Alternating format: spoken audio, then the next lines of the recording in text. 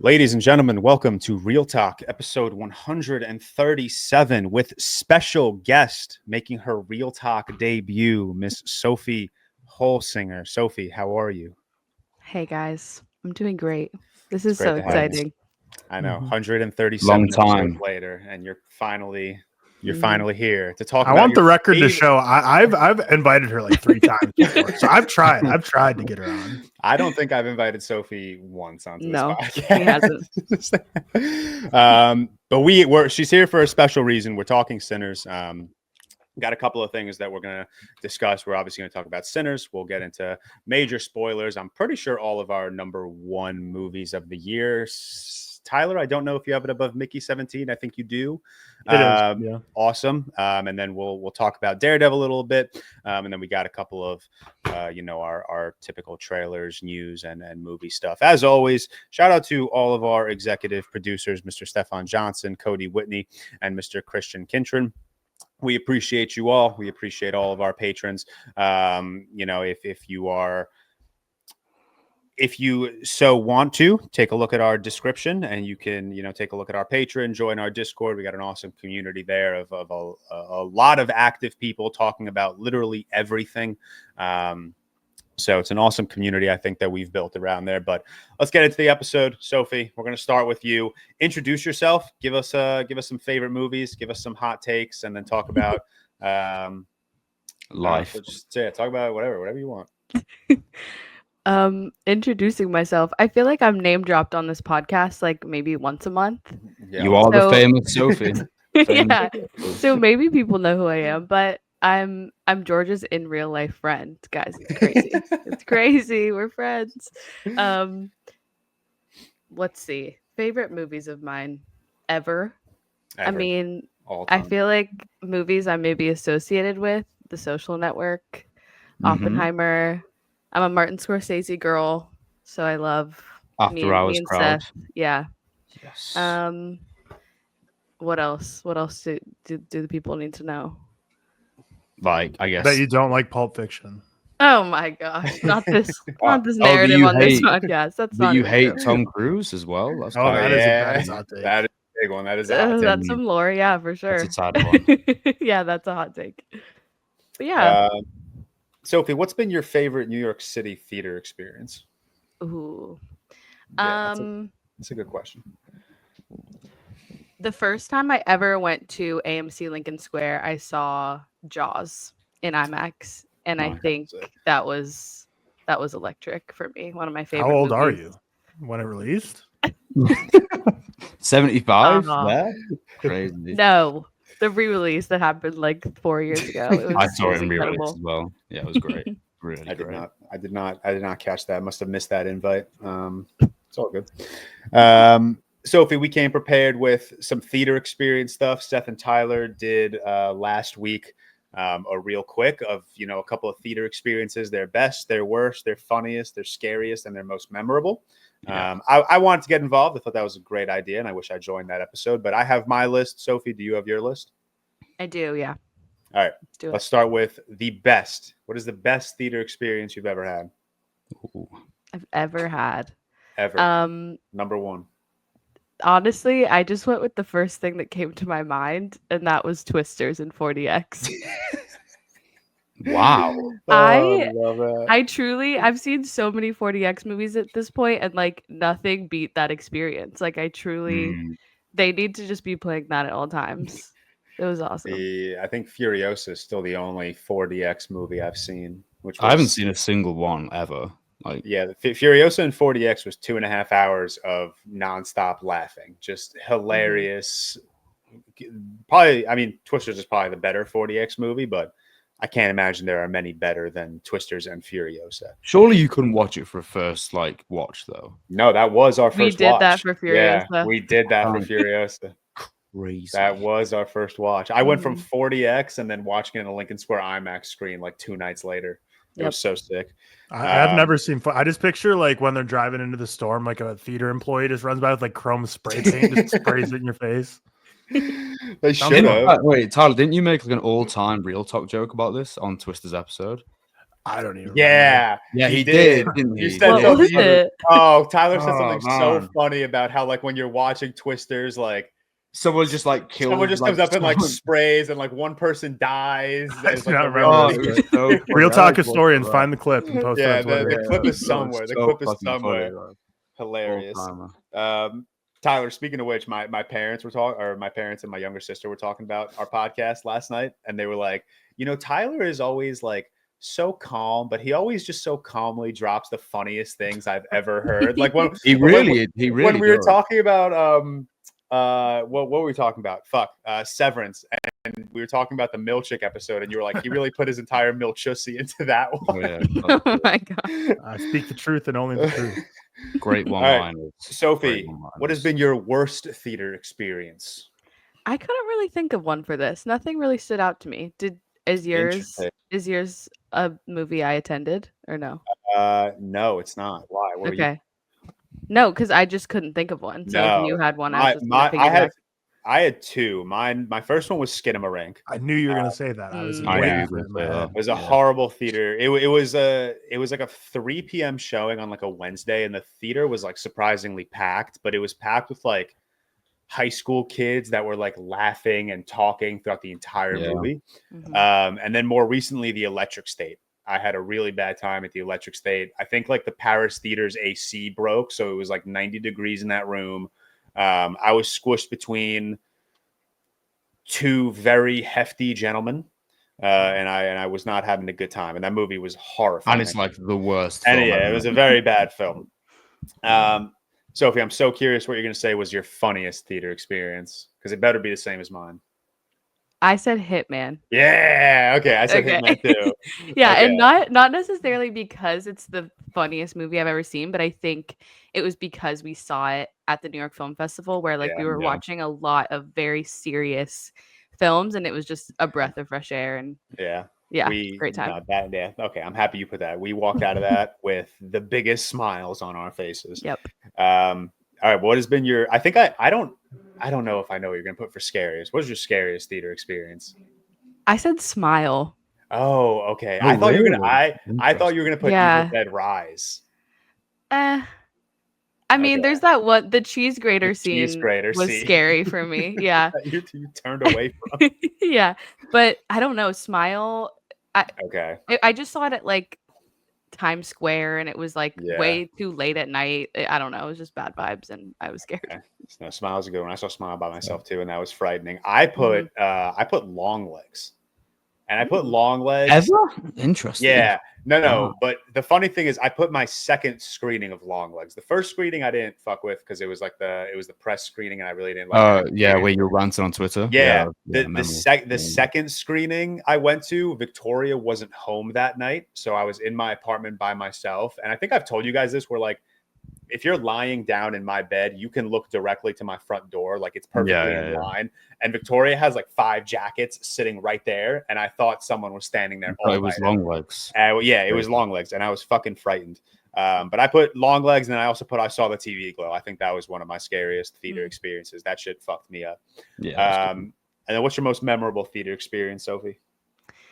I've shared this story on Twitter before and maybe on a podcast too, but my most memorable was when I saw La La Land for the first time, because it was in New York City. I was visiting. I saw Hamilton when I was like, big on Hamilton in 2015. And then I was just so amped up that I just went across the street and saw the only movie that was showing, and it was La La Land. And then that became one of my favorite movies ever. So just an experience I hold dear. 2 5-star bangers right there. I'm jealous. We're low key like considering going to Hamilton when Leslie Odom Jr. comes back. Yes. So we might be coming to New York City for that. Mm-hmm. Hell yeah. Coming to New York City for another reason too soon. Very exciting. Not as exciting a reason, but no, way more exciting. So much more exciting. I put my I don't know if I said my best theater experience, but my best was the re-release of Interstellar in IMAX. That shit changed my life. Like the recent one? The recent one. Wow. Yeah, one was that. Yeah, that was the best theater experience of my life. That was unbelievable. Or my first Dune theater experience. The first Dune? No, Dune Part 2. The first time I saw it. Okay. Sorry. I've been watching so much of the Movie Draft podcast. So shout out Sophie, but I just watched last night while I was driving in Texas your episode of Christopher Nolan rankings. You didn't even veto Interstellar at like 11 for Christopher Nolan rankings. So I was on that. Couldn't one, have right? been. Couldn't have been. Yeah, couldn't have He's been. talking about you. Couldn't have been that life me. Yeah. Oh, You didn't even veto Interstellar at yeah. 11. So I didn't veto it. I don't know how life changing of an experience that really was. Because I needed to save that veto for whenever someone didn't put the Dark Knight at 1, and we got the Dark Knight at 1, so it worked. Just so where did out of interest, where did Dunkirk end up? It was like 7 or something. Like 7 or 6. That episode was cute. You and Benny were such a bromance. It was fun. Yeah, hell yeah. Benny was cute.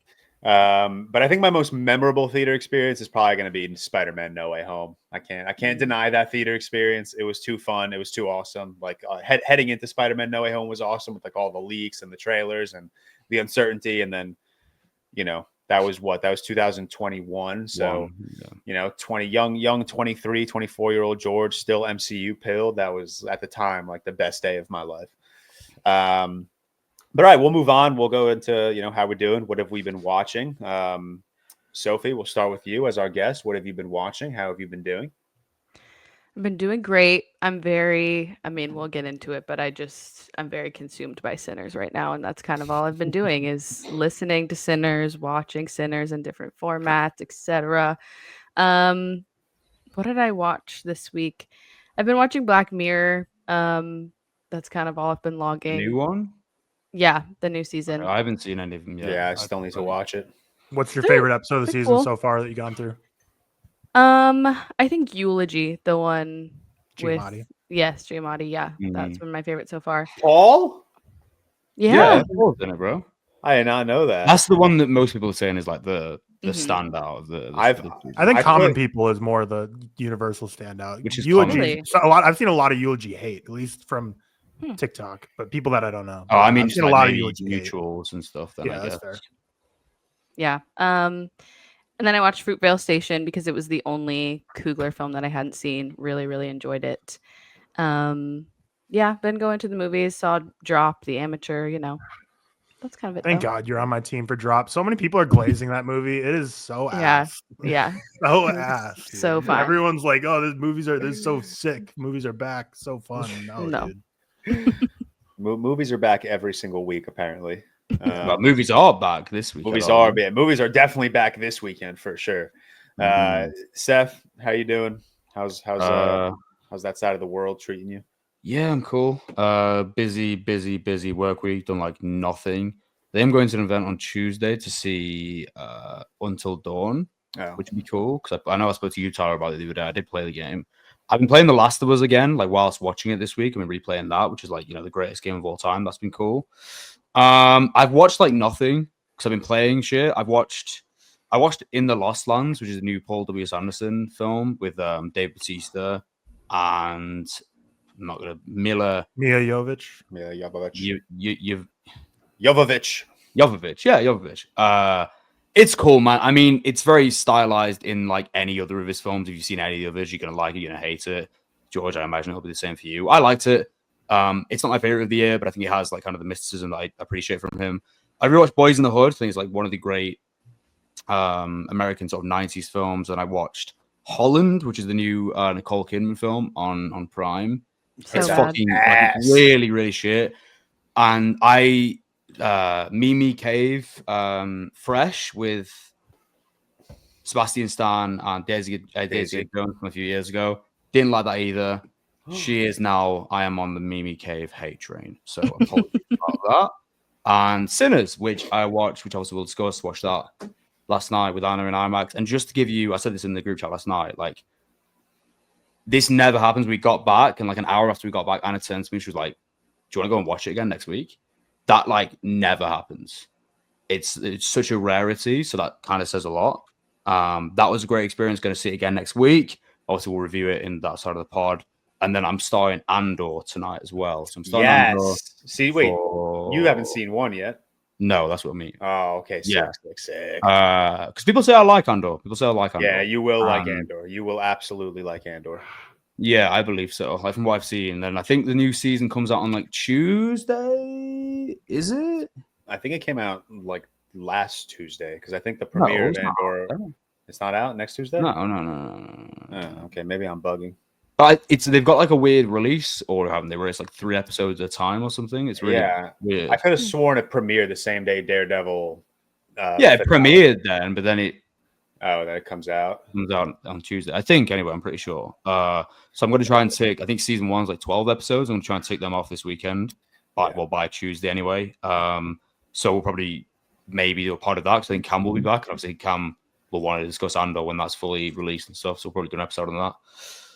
That's kind of it for me this week. Nothing really else. That's kind of it. Tyler, what's going on? Yeah, I've had an insanely busy week, lots of traveling. So basically right after last episode last week, I flew to Dallas because I was in Oklahoma for half the week for work, and DFW is the closest airport to the rural Oklahoma city I had to drive 3 hours to. But I flew to Dallas, got lunch with Riley's mom, so that was fun. Got some Thai food, and then I drove up to Oklahoma, worked there for two and a half days.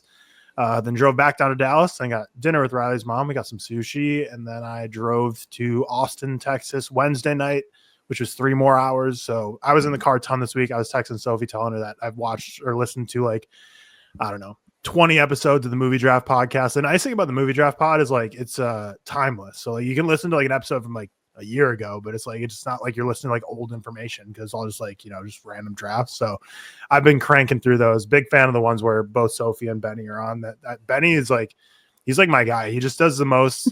He brings such chaos in such a calm way to that podcast. It's so entertaining. He's such a mischievous man. But yeah, big fan of the Movie Draft Pod.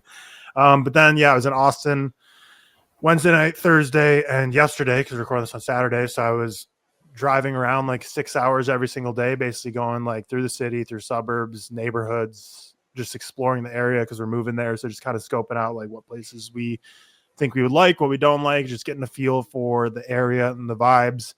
Saw Sinners while I was in Austin. I saw it in Dolby, but then tonight I'll be seeing it in 70 millimeter IMAX. So that's exciting. How far is the 70 from you? It's in Phoenix, isn't it? Yeah, that's the only thing I'll miss about Phoenix. It's 30 minutes away from me. So one of the 7 or whatever in America. There is one in Dallas too, but or in Texas too, but it's in Dallas. So not where I will be living. I'll be 3 hours away from me there. So it's manageable if there's a major event that I really want to drive 3 hours to go see, but not like this one where basically any movie that releases in IMAX or 70 millimeter IMAX, I can just easily go to. But so excited to see that tonight. But yeah, I've been traveling all week, been Oklahoma, Dallas, Austin. Then yesterday evening I flew back and got home late last night, and then now I'm here 6:30 in the morning recording this pod. So been a whirlwind of a week, super busy. But yeah, what I've been watching, watched Paul Schrader's Oh Canada on the way to Texas. I really liked it. I see George, I believe you don't or didn't like it. But people who don't like it, I can understand. I don't think it's really that major of a Schrader work. Because there's something about it I took a lot of comfort in. The soundtrack, I think, is all-timer, just a great, cozy soundtrack. Like Jacob Elordi, but it's kind of like a flashback performance. So it's not like he's in everything. It's more Richard Gere. Uma Thurman's the only one in this movie that I was like, okay, go girl, give us nothing. But everyone else I really liked. The soundtrack is really good, and just something about it. Thurman give a bad performance. That's just really stale. But I don't know. When's the last time she did anything good?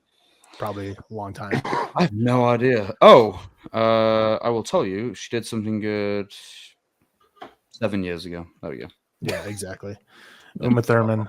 Washed Watch, Kill Room from 2 years ago. I remember watching that. 2018 was 7 years ago. That is horrific to think about, isn't it? Yeah, but I really liked Oh Canada. I was a big fan. Then I watched Companion. Did not care for that. Gave it a 2-star. I don't know. Sophie Thatcher's cool, I guess, but that movie was just happening to me. I don't really think I cared for anything that was going on. Rewatched The Killing. I'm slowly but surely going through all of Kubrick's work. Really liked it. I mean, this is the second time I've seen it. I liked it even more this time. I get a 4.5 star. Quick watch, easy watch, fun watch.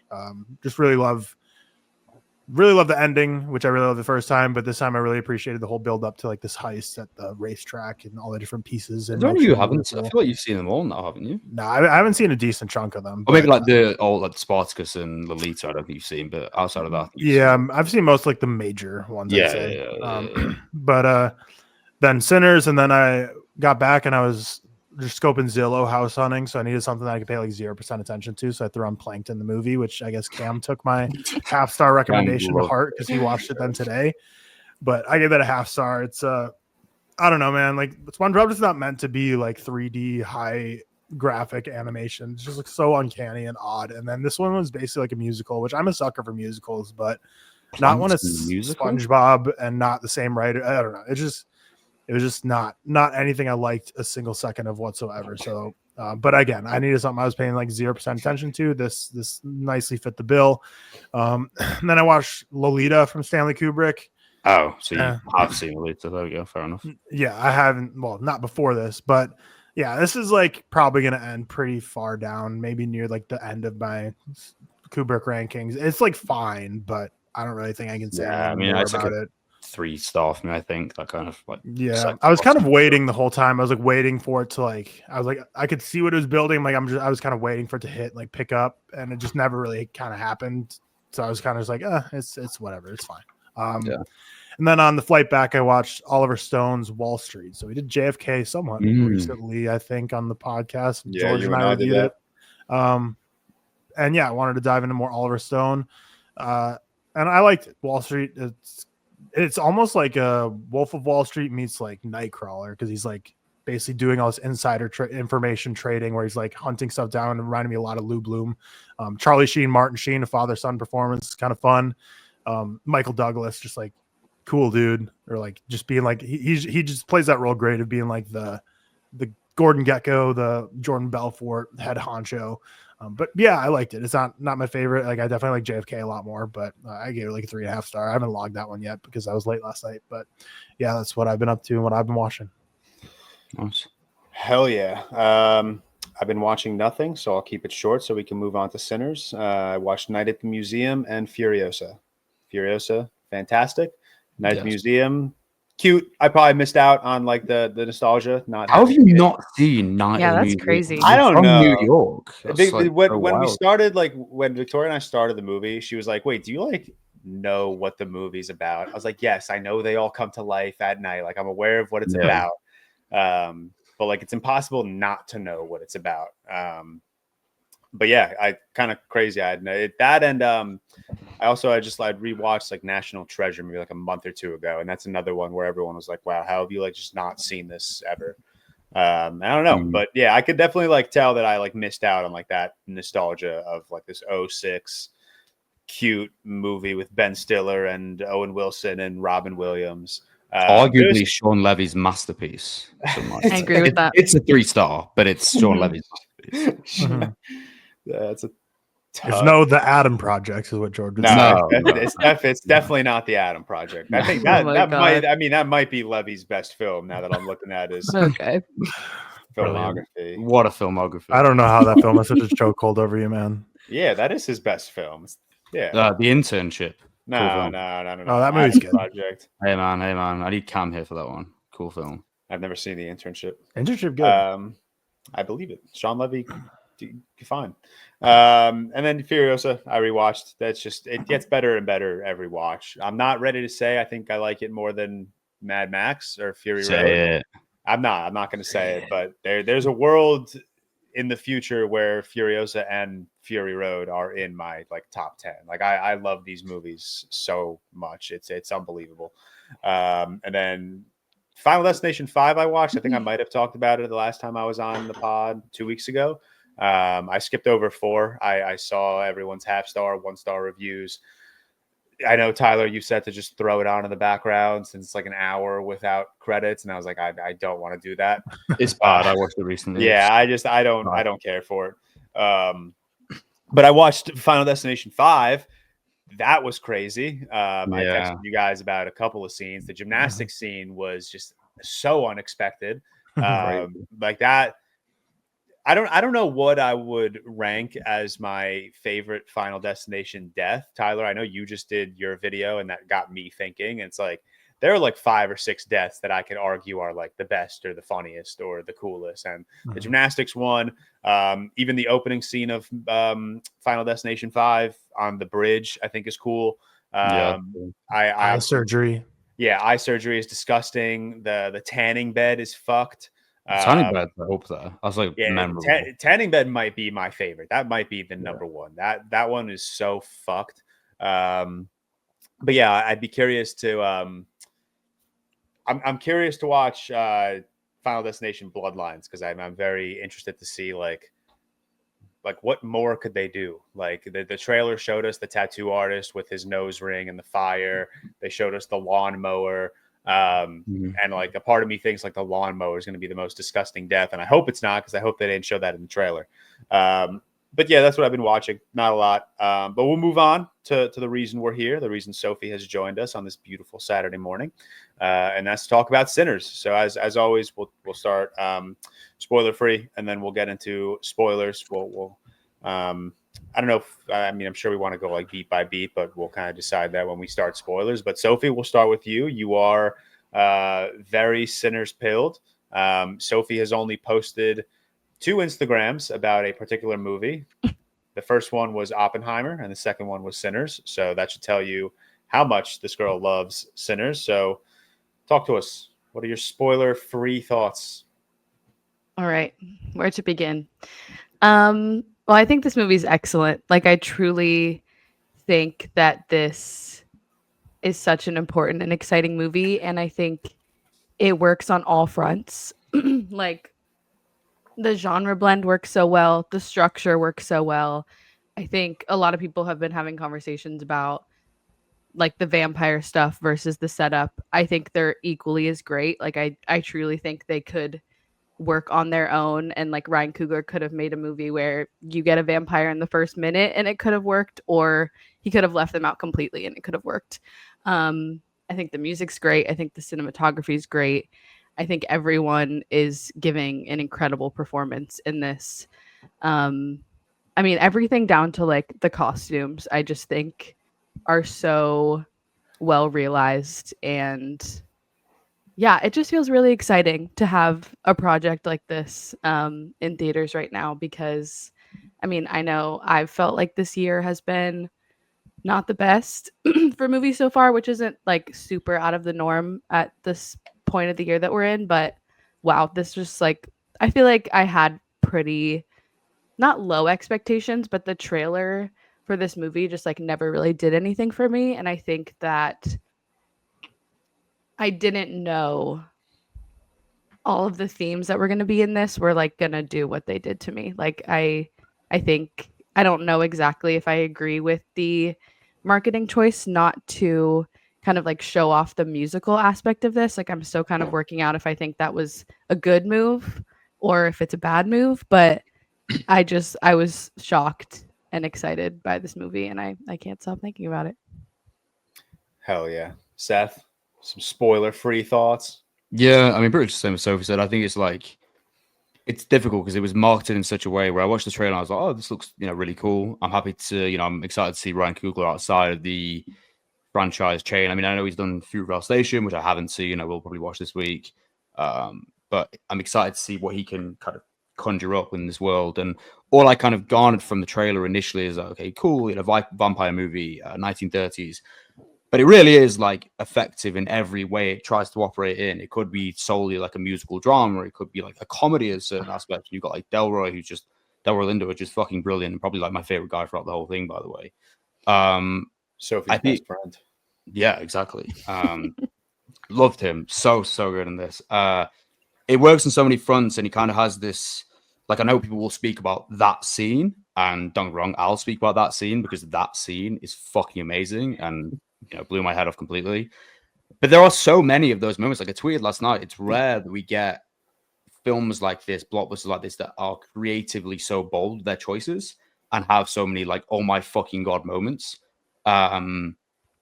We get these moments of like how music and art forms kind of span generations. The music in this is so good. Miles, Miles, what's his name? Catton. That voice. Oh my god, Angelic. so good. The music in this, I think, as an ensemble as well, everyone is just like incredible. They all kind of work, they all mesh, and it's a really, really hard film to get away with. I think as well, you have this kind of vampire aspect to this, cultural vampire versus definite vampire, and kind of showing that and being grotesque and grim with it. But it also manages to be like silly as well, which I really appreciated, and kind of outlandish. And whilst it goes to the grimy depths we expect to see from this sort of film, there's a lot of moments of like euphoria and joy. The ending, which obviously we'll go into, amazing. And I heard a lot of people online, like not a lot of people, because I think the general reaction to this has been majorly positive, but talking about the opening hour or whatever being too slow, kind of that setup approach almost, which I vehemently disagree. I think both halves work just as well as the other, and I think they are kind of almost two separate films, almost, not in a different way.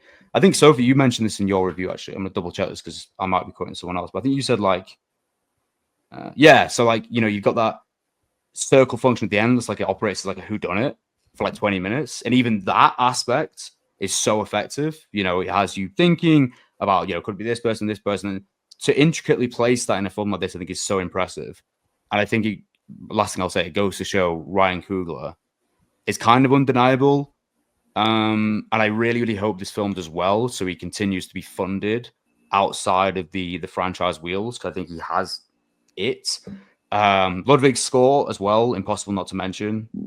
What did we expect? It's fucking like amazing. That'll be on the playlist for a while. He's like the only guy that actually gets me to put scores on my playlist, like to listen to them outside of just normal music, which is a testament to him. That really works. I love the aspect ratio changes as well. Like, it's just such a cool design. I love that. I think really, really works context, and the way they use IMAX film, so good. Yeah, I give it a 4.5, as did Sophie. I don't think you mentioned that, 4.5. But yeah, there's not really much I want to say more without going into the spoiler side of things. We'll get to spoilers. Tyler, spoiler free. Yeah, I think Sinners is an undeniable film as well. I think it's everyone just coming together and operating at such a high level, from the production design, the costume design, every performance in this movie. Like, there's some standouts I like a little more than others. Like, I really like Miles Catton, his first role, his first performance. I don't really know how much more acting he's gonna do, because I mean, he is like a legitimate blues artist, so I don't know if like this is a one-off thing and he's just kind of more focused on music, or if this is the beginning of a film career. Either way, I'm excited to hear more from him in whatever artistic medium he goes down more. And then Jack O'Connell was a huge standout for me as well, but there's really no one who missed a beat in this movie. I think everyone was fantastic. But the production design, costume design, cinematography, I thought was exceptional as well.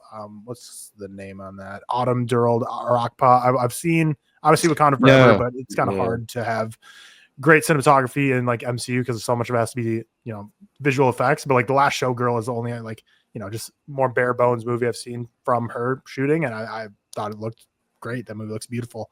But yeah, I think it's cool that Ludwig Göransson, obviously his score and the music in this movie is a massive standout, but this is his first time executive producing a film. So cool that his partnership with Ryan Coogler keeps building, and now he's in the producing game as well. Cause I do think Göransson is up there as probably like the greatest contemporary composer at this point. It's like him and like Trent Reznor and Atticus Ross are like the two, I guess not people, because Reznor and Ross are a group, but those are like the composers in the game right now that have me the most interested and are the most fascinating to me. And I feel like are the most kind of just like curveballs. It's like what you don't really ever know what you're going to get from them because they're so diverse. They have so much different talents.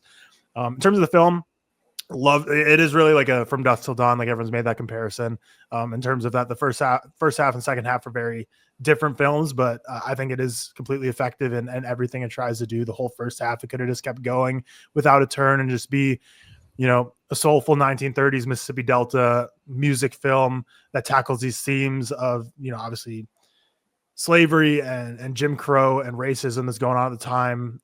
But we'll talk more about some thematic elements and spoilers, but also just in general, I think there's so much in this movie, which is why it's such a testament to Ryan Coogler, that there's so much packed in this film that I don't even think I can like properly talk about all the thematic elements Coogler's going for you without seeing it again, which I am tonight. So it's like, it's such a risk-filled movie. It's a bold film. Coogler tackles so much here while also making it wildly entertaining and visually beautiful to look at, audibly gorgeous to listen to. Just firing on all cylinders here. So I had a great time with Sinners. Very excited to see it in 70 millimeter IMAX. Michael B. Jordan, what a man, what a guy, handsome fellow, that guy. But yeah, I had a great time. Great time with the movie. Guy. It's my favorite of the year. Which it's a true favorite of the year. I mean, I would say I agree with Sophie that there's not a whole lot of competition this year, so I think it's not that hard to be the best. But it's one of them you can see like end of the year being still for sure. This will be a ReelTok nominee for Best Picture. Like that's just a guarantee. At this point. So, which is the highest honor of any award show. It is. But yeah, that's all I'll say for now on Sinners. Yeah, I mean, I'll keep my spoiler free short. You guys kind of hit at everything. I think I don't know if we'll get into more of it, so I'll throw my 2 cents in here. Kind of fucked with the marketing of this movie. I like that every marketing thing was like, hey, here's a vampire movie. That's what you're getting. That's what you're about to experience. And then you sit and you watch the movie, and the first hour to like hour and 10 minutes, you see like one scene of a vampire in when Jack O'Connell first goes to their house. And what I didn't expect was exactly kind of what we all love about that first hour, how it was kind of like this massive world build, this massive, film about music and blues and rock and roll and even fucking like Irish step dancing like that I didn't expect. And I think I just absolutely love that little subversion of my expectations, because I didn't expect this movie. This isn't a vampire movie. This is a movie about music that just happens to have vampires. And I think I absolutely love that. And going into this movie expecting 2 hours and 20 minutes of just vampire slaughter and getting significantly more than that, I think I was just pleasantly surprised. And I think that's kind of like maybe not perfect marketing, but it's like, if you had marketed this movie as a movie about music and soul and blues, do you think it'll have done the amount of numbers that it's probably going to do when people had expected it to just be this massive vampire blockbuster? Not like I think marketing it as entirely a vampire movie is going to appeal to so many more audiences. So I don't know. I like the marketing. That's just my 2 cents on that. But the movie as a whole, I absolutely loved. I've seen it twice now, and I walked out of it the second time just even higher on it than the first time. Like you guys said, it's just this awesome blend of genres that I think just works so seamlessly. I absolutely love that we're getting so many like behind the scenes of Ryan Coogler, and we got that 10-minute video of him explaining each format. Genius marketing. And I love that. I love when it's so clear that the person behind this movie is just loving what they're doing, is just enjoying what they're doing and who they're working with and the stories they're telling. And Ryan Coogler just seems like one of the most, if not the most genuine filmmaker out there right now, just absolutely loving everything about the filmmaking process, loving sharing his experience and his knowledge with the world. And I don't know, I can't really attribute that to the quality of the film, but it leaves such a good taste in my mouth. Every time I think about Sinners, I get to think about Ryan Coogler, and I get to think about a man that just loves his job, which is awesome. Whole cast is great. Like you guys said, Michael B. Jordan kind of being a dual threat, kind of a triple threat, at one point, he's got to kind of play like the two twins, and then at the end, he's kind of got to play like the vampire of one twin. Haley Steinfeld's great. Miles Catton in his film debut is just stunning. That's an unbelievable debut, and the fact that he is the centerpiece of the best scene of the movie is just unbelievable. He's so fucking good. Jack O'Connell subtly putting on like one of the best villain performances that we've seen in the last couple of years. I think he's just so fucking fantastic. He's so hilarious. He's so unhinged. Every time he says Sammy, I smile. I absolutely loved him.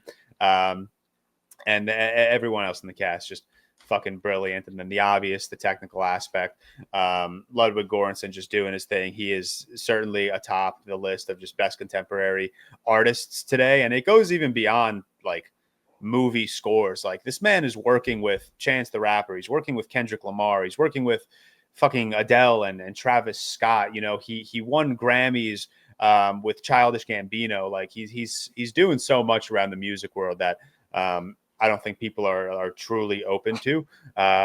But he's so fucking incredible, man. He's really great.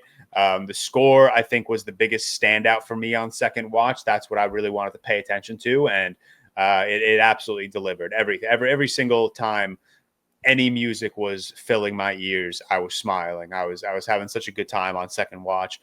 So yeah, fantastic movie. Certainly my number one of the year. Believe it or not, it did eclipse Death of a Unicorn. And I'd imagine,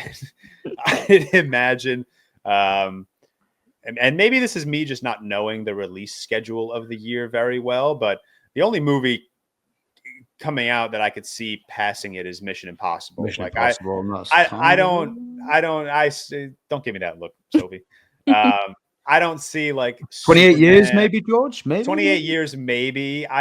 Trailer, like I don't know. The trailer bangs, but like I don't know. This movie Sinners just like it did something to me, man. It gave me so much that I didn't expect, and I think I just absolutely loved it. As someone that loves movies, and as someone that loves music, and as someone that loves exploring both of them, I think this movie is just such a like perfect hybrid of the two of them. You know, the first half is about music, and the back half is just this massive, incredibly put together blockbuster vampire action film, and it was so sick. But I'll stop my rant there. Let's get into a couple of spoilers. We'll kind of go, we'll go beat by beat, maybe not fully beat by beat. We'll separate this into the two halves. The first half really is a massive just building of this world. You're introduced to Smoke and Stack. They're two World War I veterans. I do just want to say that I like the opening before we skip past the opening. I love that, and I love the discussion with him and his dad, the Reverend. And I think the total approach to kind of him driving in, that's kind of where we end off, seeing him for the final time. I love when films do that. I think it's really, really brilliant, that conversation as well. By the way, just to echo George's point, Miles Catton, right? Imagine like he is just a brilliantly talented singer in his own right. Imagine this is just like his only acting role. Just that'd be the craziest film. That'd be so cool. Just this performance, because he is like, I don't know how fucking some of these guys are so talented, man. Because when you've got a single like that and then he does a first role and he's this good. I just wanted to mention, I love the opening scene, how it opens as it kind of ends with him. I really like that. Yeah, the opening scene is extra cool because you kind of get like a callback to it in the middle of that. Obviously, like that awesome one-shot scene that we'll talk about, because they overlay that sound again with the woman talking about music and its impact and how it breaks generational barriers, and it's so sick. But yeah, Smoke and Stack, played by Michael B. Jordan, obviously. Two movies this year where one man is playing two characters. Kind of crazy. I feel like we don't have big movies like if that. I had £1, I'd have £2 kind of thing. Yeah. Literally. All right, say $1, bro. But Smoke and Stack, they purchased this old sawmill from this very racist landowner. From what we know at the time is not. From what we know at the time, apparently he says, the KKK don't exist anymore. Like, okay, brother, sure, we get it. And they want to start their own juke joint. They want to be like a community center for their local Black community, to play music, to have fun, to eat, to drink, to dance, and to just enjoy. They say at one point, all these guys have been working on the field like crazy all week, and they just want to come here and they want to unwind. And I love that. I love that this movie really does show you just the level of unwinding that goes on in the sawmill at this juke joint. Like, everyone's just having such a good time. Everyone's step dancing. Everyone's the introduction. Sorry, George, carry on. No, go. I was just at the introduction of each character as well, like how when we have the kind of build up in the introduction to each person, like we have Delroy Lindo's character, that moment. We have the moment with Cornbread. I love the introduction as well. I think that kind of is like almost embedded in classic Hollywood roots, where it really takes its time with building like this team per se. I really, really enjoyed that. Really enjoyed that a lot. The whole, you get like throughout the movie, like, and like, I was never going to put this in my letterbox review because I didn't want, the cinephiles to attack me. But like, Ryan Coogler is a franchise director, and you can tell that in this movie. Like, the whole he's a blockbuster guy. The whole first hour of this movie is just an Avengers movie. It's just gathering the team. That's what the trailer literally says. Yeah, Oh, yeah. Yeah. Like, that's literally what this. And then you get a post-credit scene, like, you can't. Brian Coogler can't deny his roots. You know, he comes from the MCU. That's his bread and butter, and he takes it and just gives us like something so much better. He does it in a way that is just so much more appealing. But yeah, you get that's like we said, that's essentially the whole like first hour of the movie is just you're recruiting everyone. They go and they recruit their cousin, preacher boy Sammy. You get that little hint of Jack O'Connell's character going to the house of that couple and turning them into vampires. You get the introduction of Delroy Lindo, who's phenomenal. After we saw it for a second time, Sophie and I asked Sophie, and I'd be curious to hear Seth and Tyler's response. I think Delroy Lindo can get nominated for this movie. I do. I really think he can get nominated for supporting actor. I'd put a lot of money on that he doesn't. He's great. He's great, but this movie's not getting Oscar nominations. No, it's not that. See, like I disagree. You don't at all, even for cinematography or score. No, it'll get some technical. It might get pictured, but I really don't think it's getting. I don't know, but I will say though that he was my favorite performance in the film. Like I love. There was such an uproar after Delroy Lindo didn't get nominated for Da 5 Bloods. And I think this will be. It could be a redemption. Yeah, award. I think this will be maybe not an award. I don't know if he'll win, but I think like a redemption nomination for sure. It's hard to say because we're in April. He also, it doesn't matter. But it doesn't matter. But also another reason I say that is because he was recruited, and then which one recruited him? Stack recruited him, and then Sammy, and they were in the car driving back to the juke joint, and you have like this entire like 5-10 minute scene. That's just Delroy Lindo talking about his experiences. I love the moment when he's speaking about the sound design, when he's speaking about probably who it is, one of his friends being hung, and you hear it. And you hear it in the background. I think, again, creative approach, the sort of thing that Ryan Coogler's just, there's so many of those moments throughout this film. But like that, haven't seen from him before, you know, because you're not going to do that at the MCU, are you? But that scene on second watch, that scene is what made me think like, I think this could be like a very like easy nomination. Like everyone, I hope so. I think he's amazing. I mean, it's already, but it's going to be just like a universally adored movie. He's going to be a universally adored character. It just feels like a perfect like, hey, let's give this man like that Oscar nomination that we should have given for Da 5 Bloods. Probably should have won for Da 5 Bloods. I think that was the year Daniel Kaluuya won for Judas and the Black Messiah, which he wasn't like supporting wise. Yeah, he was the main character. So I don't really even been question for you for 3. Are you surprised with how well this film is being received in the public eye? Because yes, it sets out as a blockbuster, but it is like almost quite experimental and very bold with some of its choices in a way that I think could turn a lot of people off. I mean, while I was watching it, I was kind of thinking like I was expecting to see more criticism, people saying like the first hour was slow, which I disagree with, but like just like knowing typically how a film that builds like this is it's wildly exciting, but it is kind of like a slow burn for that first hour for what most people would say.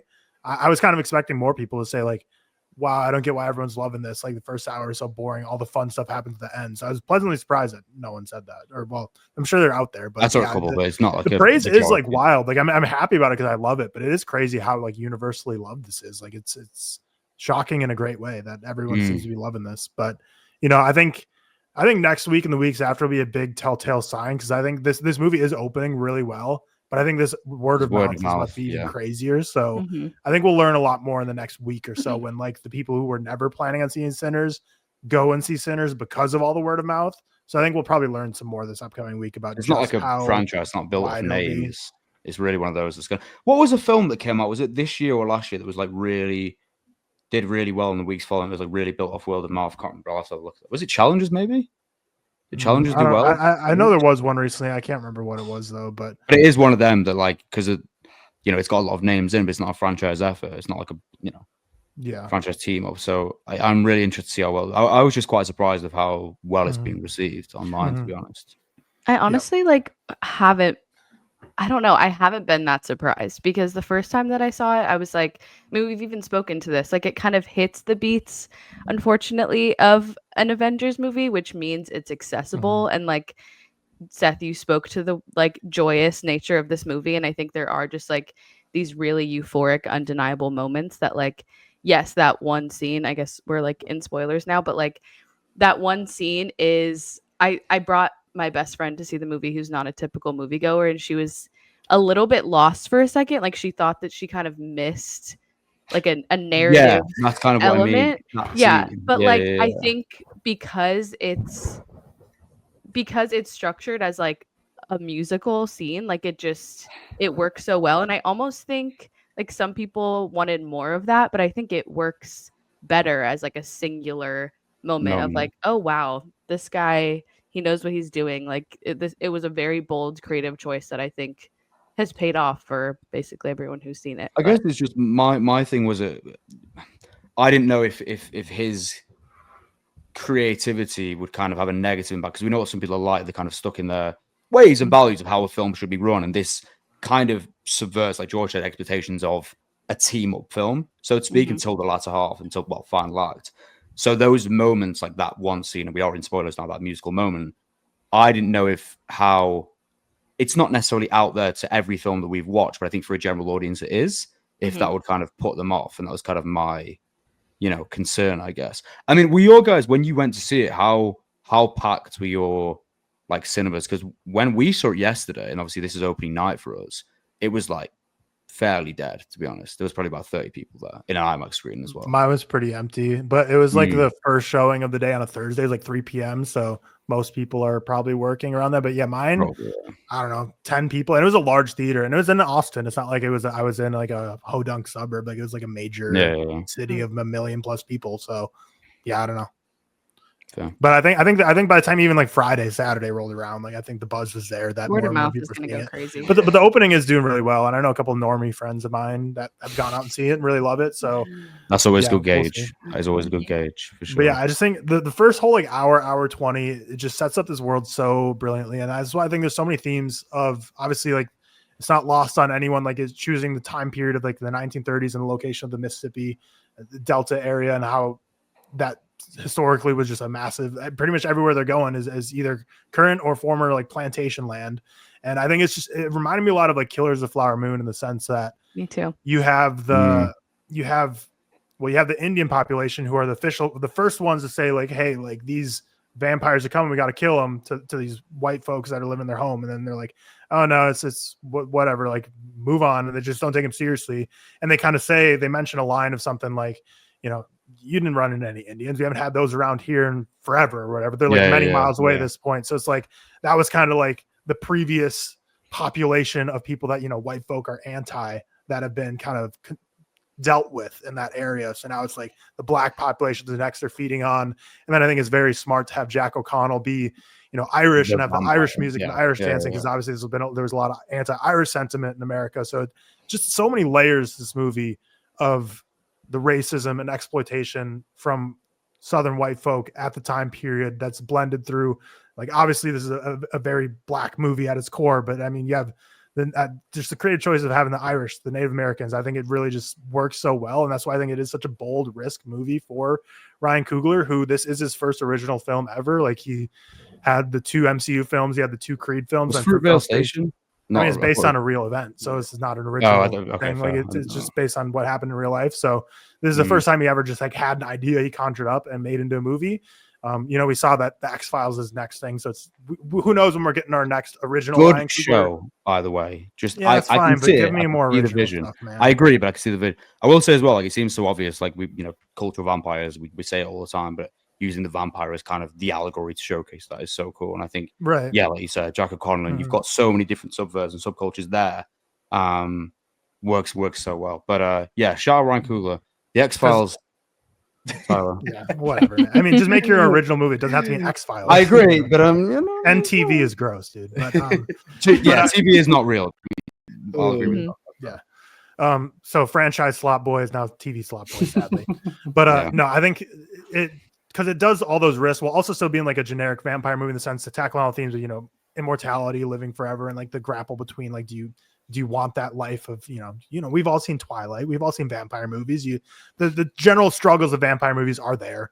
But beyond that, there's so many more risks beyond that Ryan Coogler takes. I think it's just fascinating. The vampires are just small, like the actual vampire, like the whole immortality and destiny of that is such a small part of the film, which that's almost more like the end credits, I feel like really tackle it and kind of over explain it. I know, Sophie, I think you probably feel that same way, but I still really like the post credits, even if it does kind of say like, I don't know. It is just so MCU brain from Ryan Coogler, where it's like an ending. It's just he's like if you didn't know what I was trying to say, let me spell it out a bit for you. It's very, very Marvel pilled, but I really liked it, but I just kind of like the world. But I think, again, like I said, Killers of the Flower Moon reminded me a lot of that.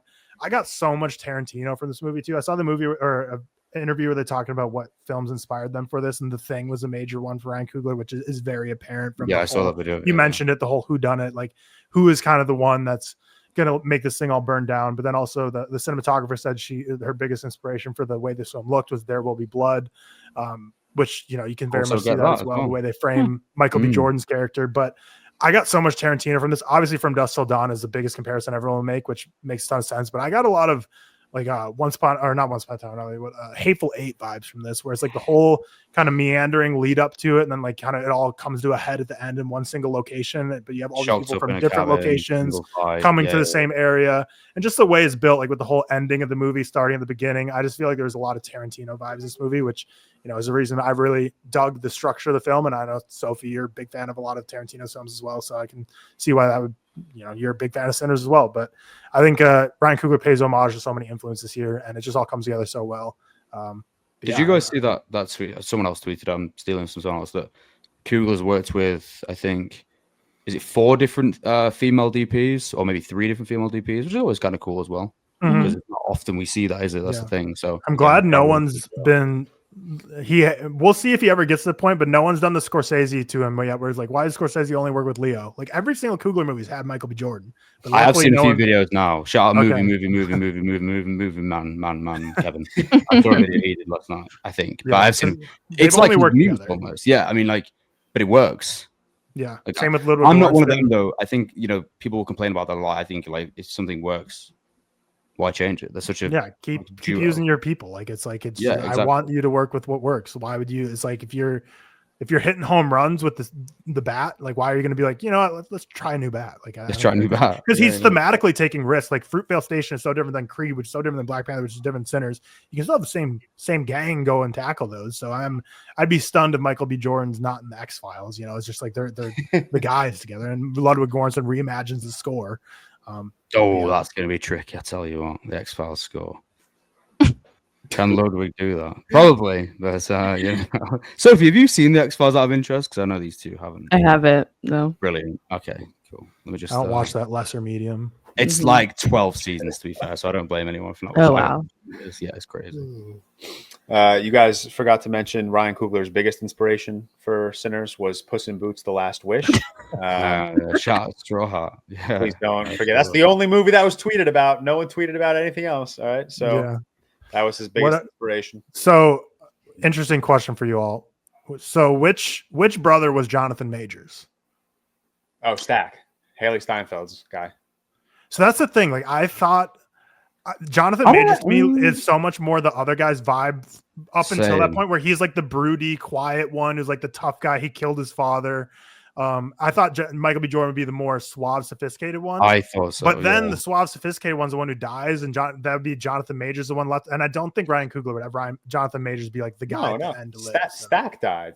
No, the one with Haley Steinfeld dies.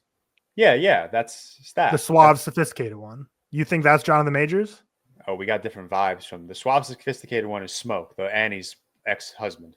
Yeah. Oh, I mean, they're both. The one with the blue at the start. Yeah. The one in the blue hat and the red hat. Yeah. That's how I differentiate them, the blue and the red. This is actually an issue for me, is that I don't think the twins are differentiated quite enough. Definitely. I feel like personality wise, I think the blue guy is like very much more stoic, and the other one's a bit more like outspoken and outlandish, almost cocky. I think the stoic one would be Jonathan Majors. Yeah, the stoic one, the blue guy, blue hat, Jonathan Majors. Blue hat. Yeah.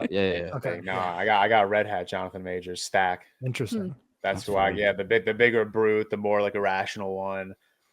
Are we all on the team that this for sure was Jonathan Majors and they changed it? I don't know, to be honest. I think so. I think there's also a very good chance that Ryan Coogler probably started writing this for Michael B. Jordan and Chadwick Boseman. Like that. Like I think he. Do we know when he started writing this out of interest? No, I have no idea. But I think there's a very good chance he started thinking about this concept back in like the Black Panther days of like what 2017, 2018, and he started. I mean, yeah, it's like a big around the two of them. Yeah. Potentially, but I think it doesn't hinder anything. I think Michael B. Jordan to do a dualistic performance like that is really fucking hard, and I think he does so well. Other question for you: is Haley Steinfeld bad in this movie? That's a common take I've been seeing thrown around. No, I don't think she's great. I think she's underutilized. Yeah, I don't think she's bad. Oh, sorry. Did you mean her, like, as in her performance was bad? Yeah. Oh, I haven't. You don't mean the level of sexiness? No, I thought they meant is her character bad. No. I thought you were making a joke about her being a baddie. I was like, that's a good one. I know, but she is. Good one, Seth. No, I've not seen that. That she's I haven't seen that she's bad, but she is underutilized. But she does have that one really awesome scene with Smoke, just like that one conversation in the middle of the juke joint where they're like very emotional with one another. That she's very good. When she comes in the start. I don't totally believe that she's like from that time period. Do you know what I'm saying? Like, I get that. She doesn't completely disappear into the role for me. Like, no, I understand that. Which is hard because I think everyone else did so much. The production design was so immaculate that I felt like I was fully transported in 1930s Mississippi. And I don't think she's bad at all. I can see what you're saying. I never really thought of it that way. We'll see if I pick up on it tonight. I did laugh when she's introduced though, because it's just kind of funny. Like she's like standing there like the nun or something. Like, it's just like Panther. She's just like standing there, just like she's like a ghost. Yeah, I'm like, bro, what the fuck? It gave me a little chuckle in there. Like, what's going on? But then I was like, oh, she's a real person. But yeah, I totally thought like I was like a ghost or a demon or something. Because like, it was weird. Everyone's like moving around the train station, like Haley Steinfeld. She just stood there. Yeah, it was crazy. I didn't think she was bad by enemies. I thought she was like perfect. Yeah, I didn't think I didn't walk out of either of my screenings thinking like, oh, someone was like clearly not as big of a standout as someone. Yeah, I don't think there's a huge weak link. I think there are two very clear standouts, and that's Michael B. Jordan and Delroy Lindo, or three, if we're including Miles Catton. And Jack O'Connell, right? Oh, so maybe there are a bunch of. I think even Yao and Lee Jun Lee are so incredible. Yeah, I think everyone. I really like the introduction to those two as well. You know, in the shops when they have that like Warner where it goes from one shop to the other. So good. With the daughter and the mom, that's fucking cool. Yeah, I was gonna say going back to the intros of each character, like I think it's so obvious how much thought he put into how he would introduce each character and the ways that like introing those characters also introduce like these tiny themes. Like when we meet Annie, we're like finally getting these conversations about like spirituality and how that's going to come into play in the film. And like, yeah, that Chinese American aspect that was very much like a real thing. I don't know. I just think the intros to so each character genius. It's rare we see that now, I feel like. No offense, like shout out George's Goat, Zack Snyder, if we watch like Rebel Moon, for example. Like the team up in that, you know, the introduction to each character is like this kind of the standard thing. It's rare we see so much time taken, and every moment felt so significant to the rest of the film with each character, which I think is a massive compliment to Coogler himself. I really liked Annie's introduction as well. Like Sophie mentioned, that one like really hit me. Yeah, that was great. It's also there are so many like small characters. This is where I appreciate Ryan Coogler as a writer. There's so many like small character moments. Like I loved when Smoke pulls up and he's teaching this girl how to negotiate, and then like 5 minutes later he negotiates. I'm forgetting her name, but he negotiates with the Asian woman, and I'm like, oh, that's sick. Like he's teaching everyone everything. Like I love that characterization of like who Smoke is as a person.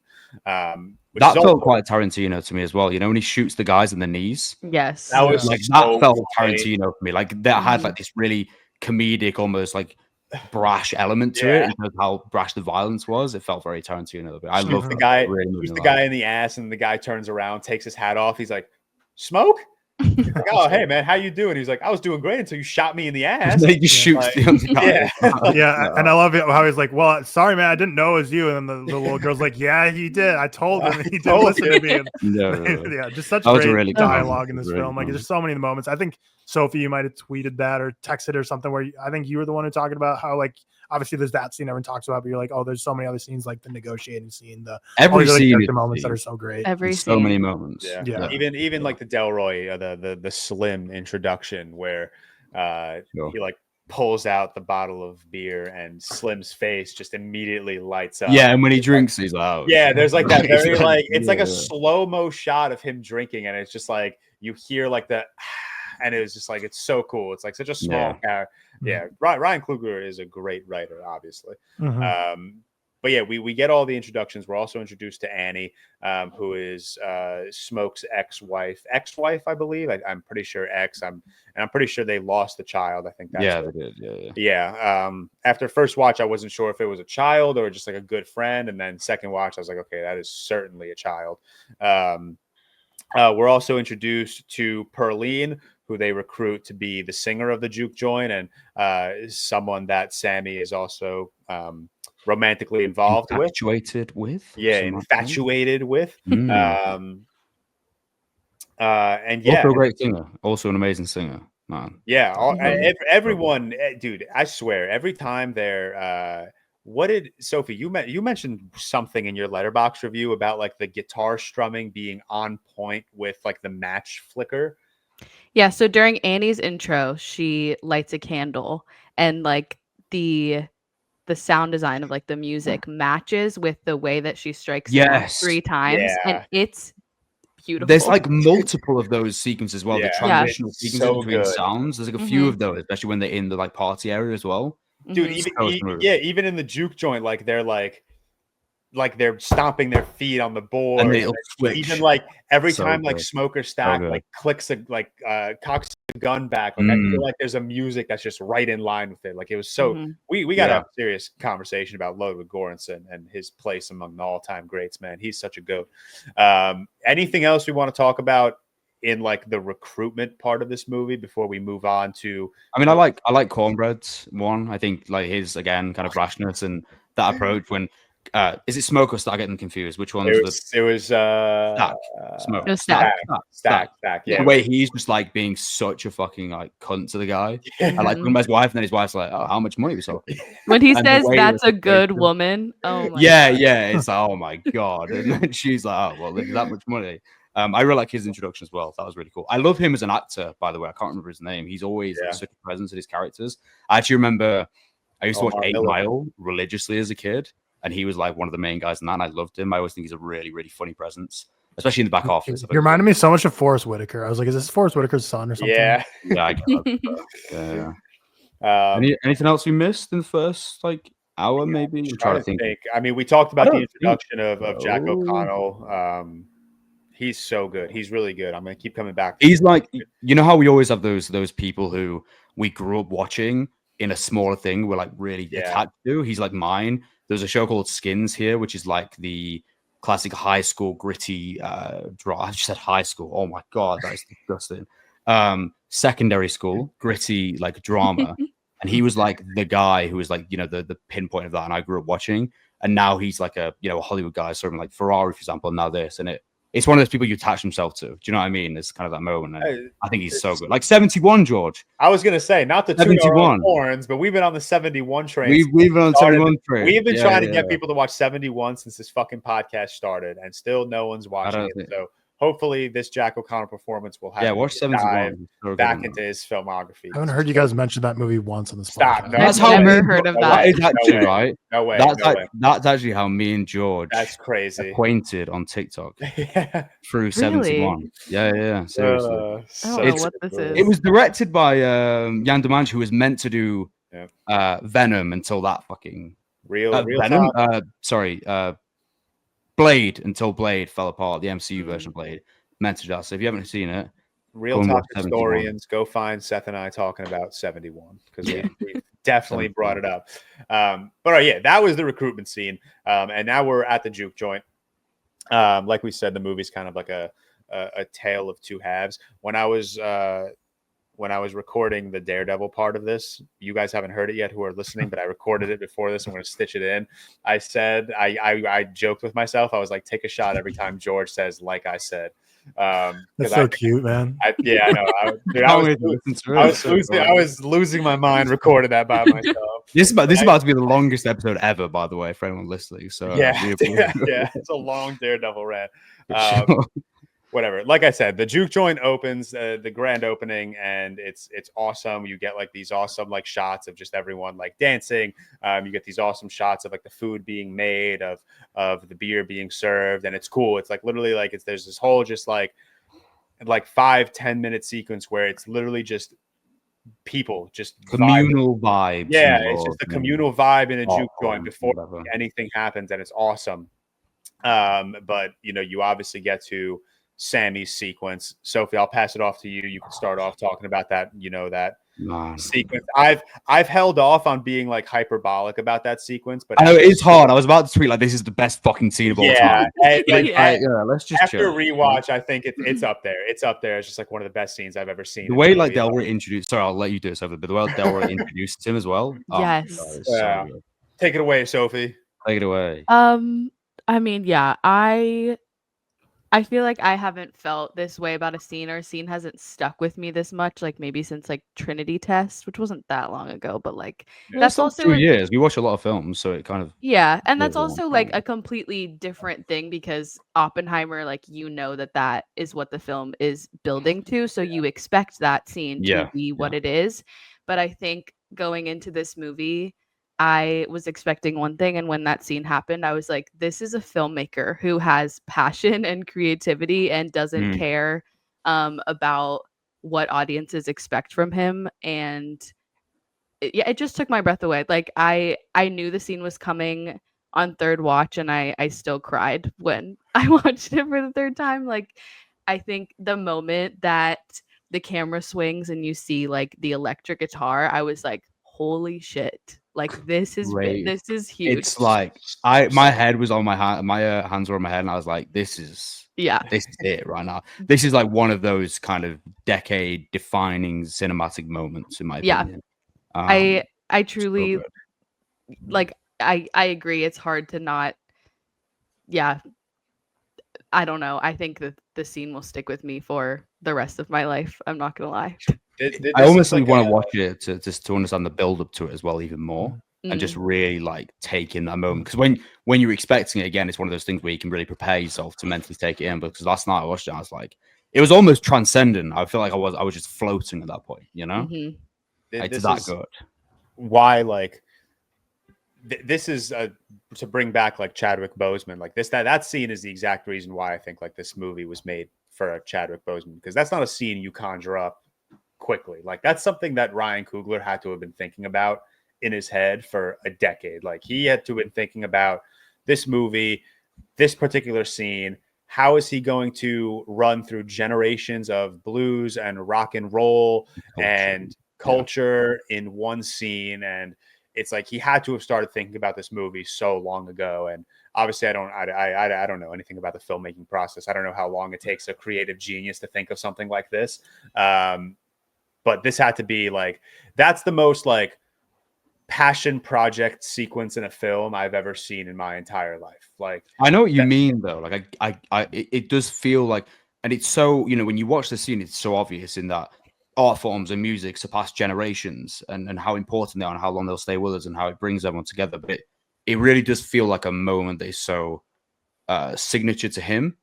And, people will talk about, for example, the Black Panther movies and how powerful they are culturally, which they are. And we can say whether they're good films or bad films, whatever you think. They are ingrained in Black culture specifically. That is a huge thing. And this film takes so many parts of that. And Ryan Coogler puts his own sort of flavor on it, especially with this. It's so stylized, but at the same time impactful. And I think that's such a hard balance to achieve. Like Sophie says, it really is like watching you just like about to cry. You don't even know why almost. Yeah. That's how you know it's fucking like it's also it even goes like beyond like Black culture. Like there was Asian culture sprinkled in. Like it was like this man touched on like it was sick. Like it was so cool. Like genuinely like seeing that in IMAX was just like so transcendent. It was such an unbelievable experience.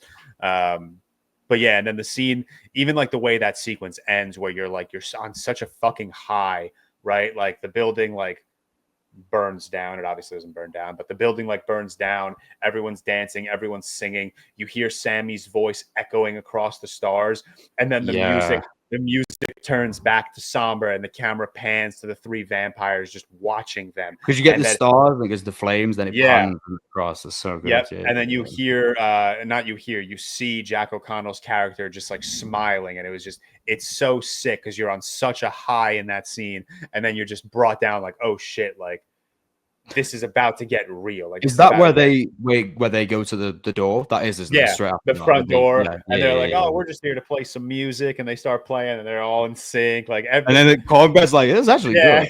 Cornbread's like, I love that. That was funny. Really I love that scene. Immediately, Cornbread's like, "Yo, go get the twins," and then the twins pull up, and everyone else pulls up. Perline pulls up, Haley Steinfeld pulls up, Annie pulls up, everyone pulls up, just watching these 3 white people perform like they've practiced this. Like, how did they?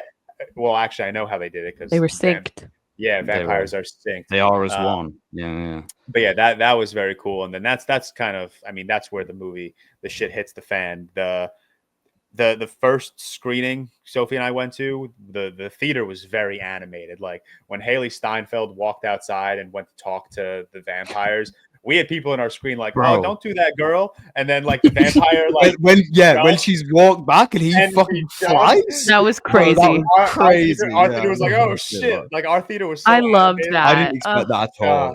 That's so like stylized and like overly like silly almost. The way he like jumps in the air and like flies towards. I loved the silly aspects of the vampires. Like on first watch, I was like, okay, like the eyes and the drool, like I'm not really sure how much I love this design. That. But then I was like, you know what? Like he's fully leaning into just like the silliness of the vampires. Like the one, I cannot wait to get my hands on the one. I don't know when it happens, but the shot of Jack O'Connell with the moon where like the music gets all like crazy. So good. I know exactly. That shot is just like, it's so silly, but it's so effective.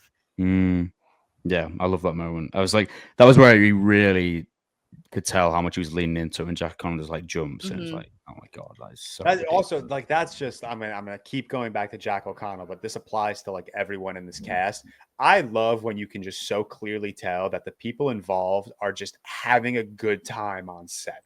Like Jack O'Connell genuinely just looked like he was having so much fun playing this role. Like door opens, Jack O'Connell's like Sammy. Like that's so a fun role to play. It had to have been so much fun, man. And then even like, I don't want to jump ahead. I was gonna go to more spoilers, but okay. So Haley Steinfeld gets turned. We'll kind of move on a little bit. Haley Steinfeld gets turned. They give her those coins, don't they? The 2 gold coins. The gold coins, and she comes back in and she takes Stack into the room. I so funny when like Sammy opens the door, closes the door. And he's like, he goes back to Smoke, and Smoke's like, "Where's Stack?" And he's like, "I'm not getting Stack. I'm not getting on my own. I'm not getting him right now." And then they go back, and Haley Steinfeld. That's where you see the trailer where she's like, "Yeah, Sophie, I meant to ask you, do you still feel strongly about the trailer showing Haley Steinfeld being a vampire?"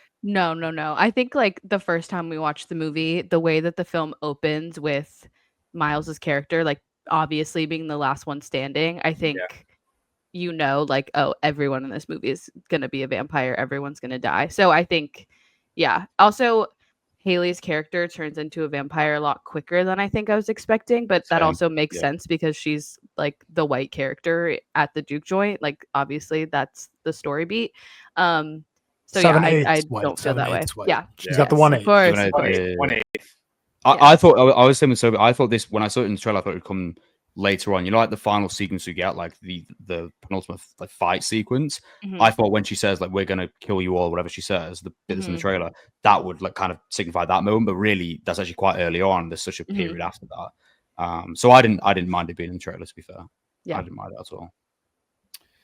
But she kills Stack. Stack turns into a vampire, and that's kind of where like shit breaks loose. I love, you go back to that one sequence where they're kind of like getting ready for the inevitable fight, and everyone's just in like everyone's in such a different headspace, which I think garlic eating. Yeah, they're eating garlic. Slim is like kind of joking around, but also kind of saying like, I've been with the devil before. He's just meeting an old friend. Annie is kind of like keeping her like composure while Smoke is like mourning his brother and probably thinking about some like irrational choices that he has to make. What's her name? The one who can't remember her name now. The one who's like refuses to eat the garlic. And she's like, "Why are we doing this?" Pearline. Yeah, it's a risky game to play. Honestly, it's a really. It is I thought you got to suck it up at that point. You can't. Yeah, like you absolutely cannot make that decision. And Smoke pulls the gun on her, and Sammy's like, "Yo, put the gun away." And Smoke just immediately hits him in the face. Yeah, bro, like with the stuff of the gun, just immediately with the butt of the gun, just knocks out his like fucking front teeth or something. Wild. Hilarious. Well, that's like the whodunit approach. Like, that's like the approach was like, who here is that?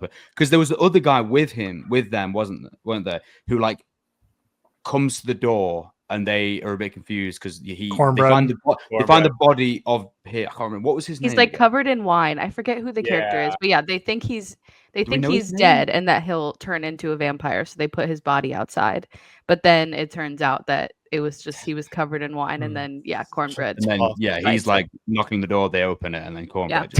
Yeah. Cornbread's face, by the way, after he gets like shot, he like crazy. Gross. Like this half is like just falling off.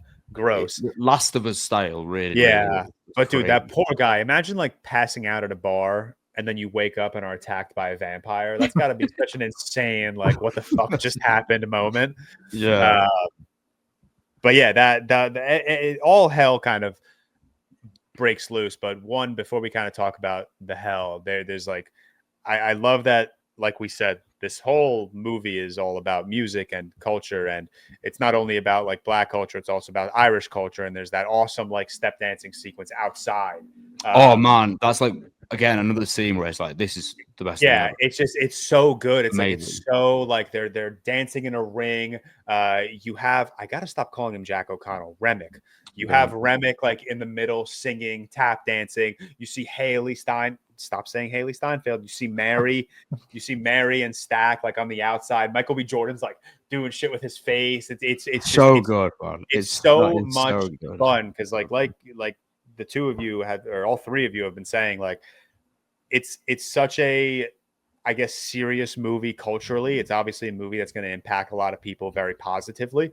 But it's also just, it's so silly. It's so like, we're like, these are vampires. Like, let's have some fun. It really leans into that. Yeah, like, let's make it funny. Let's have a good time. But like, when we want to be serious, vampire as a concept is like it's a fucking silly thing. And I know that's easy to say now. We've had like a Twilight film, for example, but it is really like a silly concept and idea and ideology. But whenever we get the showcase of them, Ryan Coogler really goes all out of it. The teeth and the showcase of that, the drool, and the jumping, and the synchronization between them. Amazing. That scene for me, like, almost level with the other one, to be honest. I love that scene. I love the play music with this. It's so good. Nice. Bless you. There are a couple of comedic like vampire moments that I think are so effective. Like when Cornbread leaves and is going to the bathroom, and there's like, you can hear the vampires like talking to him, and they're like whispering like fellowship and love and stuff. Funny. And then I love Annie's line reading of like, they're vampires. Like, it's so, I can totally see how people are like, that's an MCU like cheer clap moment, whatever. But I just think he's leaning into it in a way where like he knows that that's like, Coogler knows that that's funny. Yeah. I love the moments as well where like Cornbread comes back and he's like pretending to be like just fine. Oh, it was all good. Like, I love the way they act and kind of pretend to be. It's a great performance. Persona. Yeah, he's like, it's really hard. It's like, at least let me in so I can grab my stuff. And Annie's like, why can't you just get your big ass in here by yourself? Why do you wait, we missed it. Yeah, because then he's like, oh, can you give me the money then? He pulls out the money and then just like grabs him, shoots him in the face. That's crazy. You have to have insane confidence in yourself to like do that, like to give him the money and then immediately pop out and shoot him in the face. Like, tough. That was crazy. And then the camera shot was like right in his face as his mouth opened with the teeth. Like, that was scary, man. That was so fucked. So cool. But yeah, then I want to make sure I'm not missing any big moments before we get to the come in motherfuckers. I want to talk about the Perline's performance. That's kind of like spliced in with Mary and Stack having sex. Like, it is so good the way that like it goes back and forth and like the stomping. I don't know. I just think that that's like a really genius way to kind of communicate what's going on in both rooms. And yeah, I loved that. Mm-hmm. Yeah, that was really good. Really good. I'm trying to think if we missed anything before obviously we didn't really go into the bits with Smoke and Stack in terms of like him like sitting there being within his arms in that moment. And kind of the realization of it. Because then Mary killed him. Yeah, because then obviously he comes back alive and he starts being like, in essence, the old. Man, I'm gonna get so confused. The old Smoke or the old Stack? Stack. Yeah, the old Stack with him. For now. Yeah. I'm trying to think if we missed anything else before. Think so. George, do you have the synopsis pulled up? Because I don't want to miss any. I just have like notes in my notes app. I'm sorry, I should have put them in. We basically covered it all up until now. Like Yao comes to the door to try and get back in. Yeah. These young characters, like. Yeah. Okay, so anyway, so then you get to like the big moment. So Remick comes to the door. He's so cool. He's so funny. He like approaches being a vampire and like such a. Just like he's like, dude, like we're gonna kill you, like it's an inevitable, like just help us out and let us in. But then he threatens Grace. He threatens Grace's daughter, and he's basically like, oh, why don't we go to the pharmacy and pay your daughter a visit? And it's so. I love the guy. Chinese. Yeah, I was just about to say. Movie where he's like, I even know what you like, how you like being licked. Like it's so fucked, but it's so funny, man. But yeah, that sends Grace obviously spiraling. Like don't be threatening anyone's daughter. Because then her husband like comes back as well, doesn't it? At one point, and he starts like, back. I've got the, let's go. I've got the keys. Like he's like standing outside, and Grace is like, you don't see that happening right there because Cornbread was eating a guy alive. He's like, oh, and the guy was like, yeah, he's just hungry. Like, what do you want? Like, just let him be. But yeah, that sends Grace absolutely spiraling. They try to contain her, but they obviously can, and she snaps. She says, "Come in, motherfuckers." I loved the shot of it's initially a shot of Jack O'Connell just like standing there, and then he like turns around and he's like, okay, and then the door opens. Opens. Jack O'Connell. Stop saying Jack O'Connell. Remick walks in like slowly, and then everyone just runs in behind him. And that was sick. That just kind of unleashed. And that was just that was just a fun sequence. That was just like a fun like this is what the people came for type of sequence where it's like just vampire, gruesome gore, brutality. You have the emotion of like Annie dying. You have the emotion of Slim. That moment with Slim where he cuts his wrist. Yeah, gross. Holds it up. I was going to say that was crazy. Even worse, I think, is when Grace is just burning alive, stabbing her. Oh husband. My god! Yeah, that was that was crazy. Oh. Yeah, Slim like slashes his own wrist to distract them. It brings the one all over, holding his arm up. That was amazing. Love that sequence. But it really is. I didn't know we'd get like a moment that was as, I guess, big as that, where it's kind of like a team up action sequence. Yeah. And again, it's so silly. And like, if you really think about it. But it's also cool because like it's also like you have like the emotional beats within that scene. Like you have Annie dying and you have Smoke like killing herself, which I thought was awesome. Like it wasn't just straight like nonsense action. Like everything kind of came full circle, I guess, even like to the point of like I'm forgetting what her name is now. Jesus. Perline's death. Like poor Sammy, like that was his girl. Like that was the how did she die? I'm forgetting something. She got bit by Remick. Oh yeah, when they were like upstairs. Yeah, they're up. Smoke and Stack were fighting, and Sammy was fighting Remick, and Perline came in to help. Perline came and she got the worst of it. But yeah, anything in there that you guys want to talk about, Sophie? Honestly, right now my mind is on Delroy Lindo because I feel like I haven't talked about him enough. I just want to mention like he's a comedic genius in this movie. Like, yes, he is acting, he's capital A acting, but I think there's also like these small moments, like when, first of all, he's like acting, he has to act drunk like throughout the whole thing, which is just naturally funny. There's like the moment where when Sammy goes into the room and then he closes the door really quickly and Delroy says like, oh, he's busy, ain't he, or something like that. Yeah, Like there's just all these small lines when he Those says moments like, of, I like, just relief. shit myself. Like I don't know. There's just so That many made me laugh a small lot. When moments was that that I'm like, moment? ugh. I can't remember It's when Cornbread like wants the money. Yeah. I'm pretty that. sure. Oh, It's like right yeah. after that. He has so many of those moments, like small comedic relief moments, that Yes. are really hard to do in balancing this. Mhm. Like I said, acting drunk like the entire time is an effort in itself, but to be funny while doing that, yeah, like he's so fucking good, so good.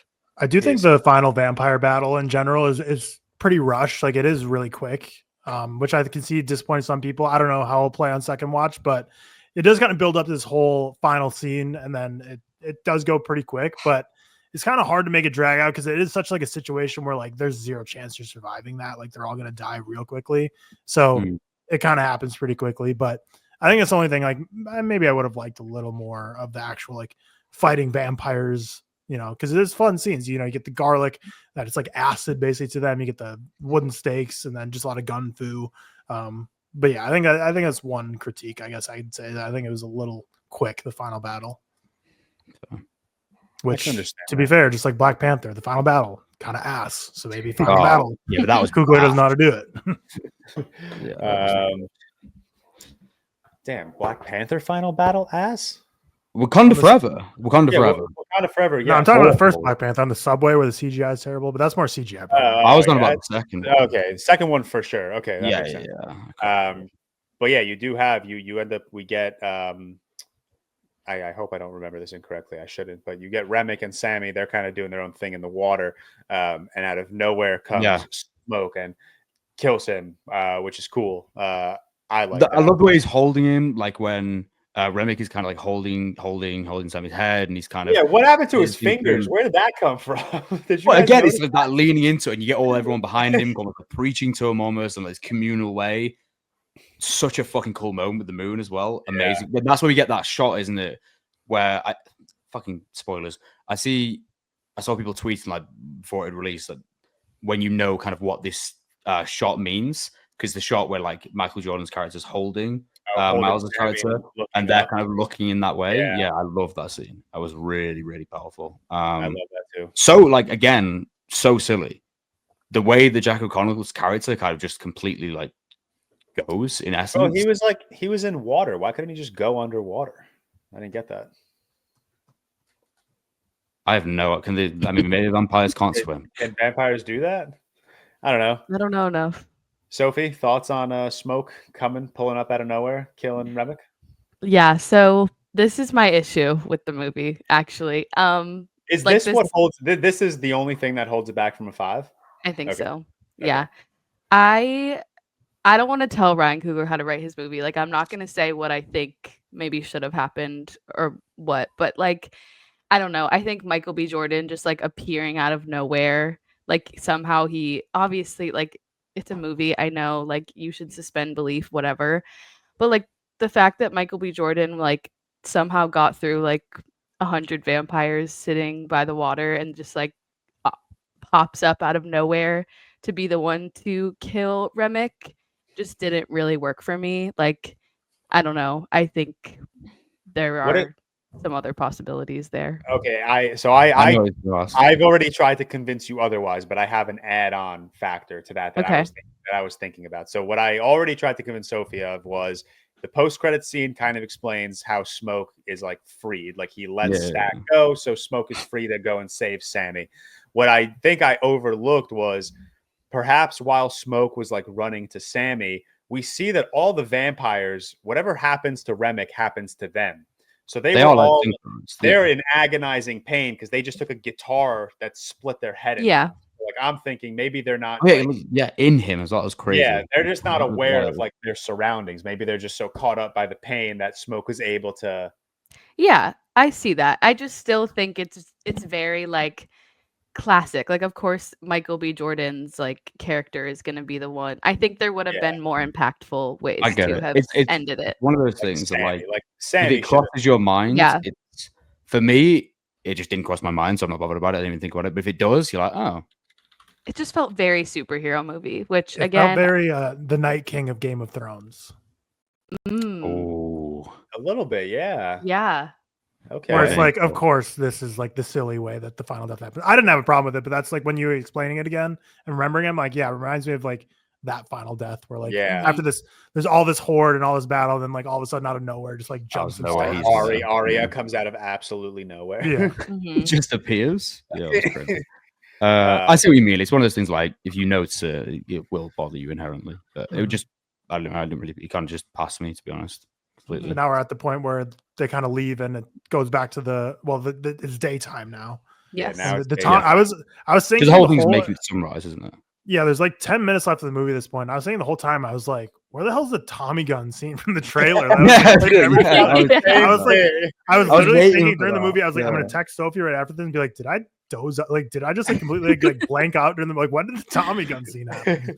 But no, I thought the same exact thing. But yeah, this is where it happens because now we know obviously that they are members of the KKK that pulled up. And yeah. That was his son, wasn't it? The people who Remick, that was his nephew. Yeah.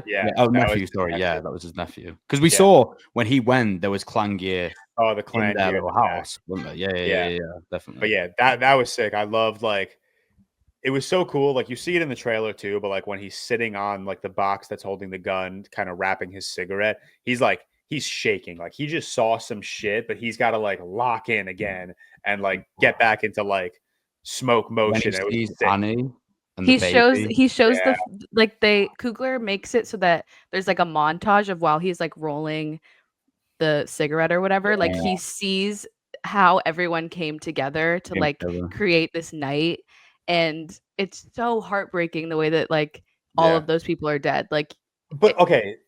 So this goes back to the post-credit scene, Sophie, which is why I don't understand how you don't like it. Didn't you love when Sammy... I didn't say that. I didn't say that. But didn't you like when Sammy in the post... I know I'm jumping ahead, but like in the post-credit scene when Sammy is like, before everything unfolded, that was the best night of my life. Did you guys feel the same? And Stack was like, yes. And he says, it was the last time I saw the sun. And it cuts to a shot of the twins looking at the sunrise. Like that in my head, that's like so Sophie coded. Like that's something that you should love. No, I like the scene. What I don't like is when filmmakers don't know how to end a movie. Include a post-credit scene because it's like it feels indecisive of like, oh, I wanted to end it this way, but also I kind of wanted to end it this way. So let me just like throw something on the end. Like that's what I don't like. Yeah, I know what you mean. I think the scene is fine. Like I don't. Yeah, I think the scene is fine. I like the Sammy stuff within that, but it could have just not been there, and it would have been. Yeah, like I don't know, just kind of make up your mind is. Yeah, I have an issue with the second ending, but I mean, and this is an issue that I like the mid-credit scene, I guess, but the only thing is like it is very over exposition of like kind of him having to explain like very openly like why he didn't want to be a vampire and why he didn't want to live forever and why he embraces his own mortality and that he, even though we see the generations how music and art can translate generations and live forever, that like people should not live forever and people should come and pass and die. So I think like the only thing I didn't, again, this wasn't an issue, but it's more like, okay, this is like sometimes filmmakers feel the need that, especially at the end, to just say like, let me just make sure you know exactly what I'm trying to get at here and just it was very Marvel of him. I just don't love it. Yeah. But before that though, like the whole, I think it's an interesting narrative choice with the whole KKK thing. I think it works. Like it has to be there for the movie to work. But I don't know. It's interesting, and I can't wait to see it again tonight to see what I take away from it. But it's like, so is he calling Smoke and Stack arrogant, or is he calling them naive? Because it's very obvious from the beginning that like they change. Like he's like, do you change these floorboards? Stuff's going down here. And it's very obvious these dudes are like sus and KKK coded. So I don't know if he's kind of framing them as just like arrogant because they were, Al Capone mobsters, but even that, I don't know if that read really works for me, or if he's just calling them like naive. Kind of goes into the naivety. I think would work out well, which I think is also an interesting narrative choice. Kind of goes into the naivety with me more so, I would say. Maybe it's a bit of both, but I think naivety is definitely because like it almost felt like from how unsettling their meeting was when they bought that house that like, and obviously the trailer tells us that stuff's going to go down, but it's like the whole way the movie was building, it just felt like this is like a final night type thing where they're all building for like this is all. And I think part of that too is, again, I think the trailer just giving away that it's a vampire movie, which you have to do, but I don't know. I think knowing as a vampire movie plus like that unsettling opening scene, it just made the rest of the movie for me be like, yeah, it's so obvious that like these guys are up to no good, not good. You should not be trusting them. And it just felt so fast of them being like, yo, what's going on with these floorboards? He's like, oh, we just scrubbed them. And they're like, okay, sure, we're buying it. And it's like, they knew this guy was sus, but they just like went through it with it fine. And yeah, I don't know. It's just them being previous Al Capone gang members or just naive thinking that things will be better. And because they kind of have the whole line about, you know, they'd rather deal with the devil they know than the devil they don't. Maybe they didn't really know the devil that well because they kind of just took their word. Like, I don't know. It just seemed odd to me how quickly they just like accepted that these white men who are very suspicious were going to sell them the property, that the property itself looked very suspicious. So yeah, I don't know. Yeah, I get that. I think it's I have a question for you. Why did the KKK members like wait till the morning to come and shoot the place up? Expecting the vampires to deal with it, I thought. I don't know. That's what I thought. Yeah. They're like, we got loose ends. I feel like it's kind of one of those things where like when you plan the story out, like obviously that has to be the last sequence. So like the vampires die in the daylight, therefore it has to be daylight when the KKK come. But for me, I was like, why would they do that? Because if it's like, if they wanted it to truly be like a slaughterhouse, like they're saying, and everyone in one place, why? Yeah, like wouldn't no one be there by the morning? Like I don't know. That aspect didn't totally make sense to me. I mean, maybe you could. Maybe, I mean, this is like a real reach and probably not of any importance or truth to it. Maybe he knows that they were at one point working with Capone and have some people who could backfire and defend themselves in that instance. And if there was a group of them, maybe they would have access to the same amount of bullets and guns that they would. That's kind of the only thing that I think to mind, that he would have connections, I guess. But that's like the only thing that I could think of per se. It is weird because you'd think if they wanted to have this like mass slaughters as KKK members, they would go at night when everyone's in that section. See, I was under the impression that somehow the KKK guys were in cahoots with the vampires. I don't know how. I can't explain it, but that's the vibe I got. Like they expected to show up in the morning to everyone dead. They didn't think that anyone. Yeah, I mean, I think that's what they kind of were intending. But I guess I more read it as two things. One, like just that the KKK is operating the daylights. There's like this evil that is lurking. It's not lurking. It's just out there in the day, not hiding in the shadows. It's just there. But also, I think it's just so I think it was kind of that. And I have one other thought that I'm starting to forget. But yeah, I think it was more just that evil's just existing in the daylight. They don't need the shadows.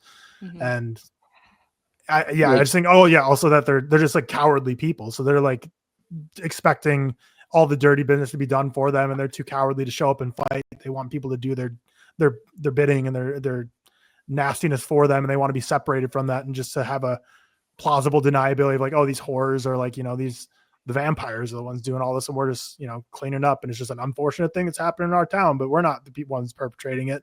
But yeah, I get what you're saying. Like I think thematically I can kind of see what they're going for, but narratively it's like, what are they like? They're like almost like the army, where it's like they send in like the Marines and like have them be the first wave, and it's like, all right, let's go clean up the mess at the end. And it's like, yeah, it doesn't really make sense story wise, but I think thematically, I think it works. Yeah, I agree. It's also just a really cool fucking scene. It's a really cool scene. So watching Michael B. Jordan mow down, seeing him in 70mm print shooting a Tommy gun at my face. How does he only get shot once is crazy, by the way, because like he is bang center in the open against 20 guys. And he takes a good like 10 seconds to like pick up a gun and reload too. Like George, do you remember Sophie? Have you watched Breaking Bad? You've watched Breaking Bad, yeah? Wow, you really are. TV is not real. Yeah, do you remember that sequence, George, when Gus Spring like just walks, he's getting shot at a million times, he just like basically walks through bullets, kind of reminiscent of that, like such an aura like moment in that Ryan Coogler, he's trying to go to his next franchise. He was auditioning for the next Star Wars and stuff. He's like, look, I got droid shots down, all these missed bullets. But no, that end scene's so cool, man. In the daylight, the Tommy gun. Again, I was waiting for it the whole movie because that is just like the one part that was burned in my mind. It was like Tommy gun and then Haley Steinfeld, like bloody mouth. Those are like the only two things I ever remember from the trailer, because I'm not a huge trailer person. I try and like watch them like once tops, which again, I watched a billion movie draft podcasts. I think I heard Sophie say like 7 different times this past week, her saying, I haven't been watching trailers lately. And I think that exact line is like in so many episodes, but fun stuff. But yeah, I agree. I'm not a big Impossible trailer in IMAX went crazy, by the way. So crazy. And the 28 years later one. And yeah, so fucking cool. So that 28 that 28 years later trailer is genuinely one of the best ever made. Did you get the PTA trailer? Sorry, we got the PTA trailer. I didn't see the PTA trailer. I want to see. I screamed. Yeah, I saw your. So that was a good tweet. That was a really good tweet. Yeah. I need to. Yes, Sensei. What is the post credit scene? Because I didn't save for that. Obviously, the mid credit. I'll be honest. I didn't know. I haven't seen it. Yeah, you haven't seen it. Wow, we are fucking. What I've read about is it's another performance from Miles. Yeah, but he's just not like sitting on a chair strumming. Yeah, it's not narratively. Oh, okay. To it, so it's nothing. Yeah. So it's like the mid credits are important. Which I was a little bit worried about that you guys would say, oh, that end credit scene was really great. No, there's I didn't even what know I've read. Yeah, I don't know if I'll stay for tonight then if I don't have Sinner's mommy here saying that it's like something to say for. But it's weird. Like so many people in my theater left for the mid credit scene, which fair. You wouldn't really expect a movie like this to have it, but it happens pretty damn fast. Like I feel like the only way is like these people like ran out of the theater. Whatever. You just kind of have to wait until the lights go on. That's kind of a good way. That's always like I feel like it's always. I mean, anyone who goes to the movie more than like once a year should know. Like it's like that's when the movie is like done. Like the lights come on. Yeah. Sometimes it's immediately when the credits hit. Sometimes it's stupid. So Sophie's saying yay in agreement, but her and I were up and out of the theater before the mid credits. They turned the lights on that time. Yeah. They turned the lights on that time. But we were standing in the back of the theater watching this mid credits scene because we were gone so fast. The truth comes out. Was that an event though? Yeah, this was the event. This was an event. The event. They turned the lights on. They didn't know about the post-credit scene. We dipped so fast. Post-credit scene. Let's shout out Buddy Guy, who is a real American blues player. That's an amazing name, by the way. His first name's George. Also amazing. Also great name. Yeah, George Buddy Guy. I don't know how old he is. He was born somewhere in the 30s, so he grew up on blues and rock and roll. Has an awesome catalog. He's worked with like people from Jimi Hendrix all the way to like John Mayer.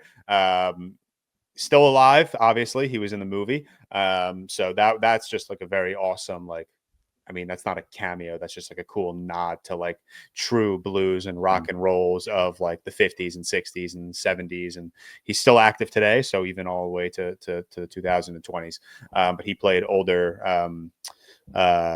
Sammy, which is awesome. Awesome. But yeah, that'll anything else last that you guys want to say before we wrap up?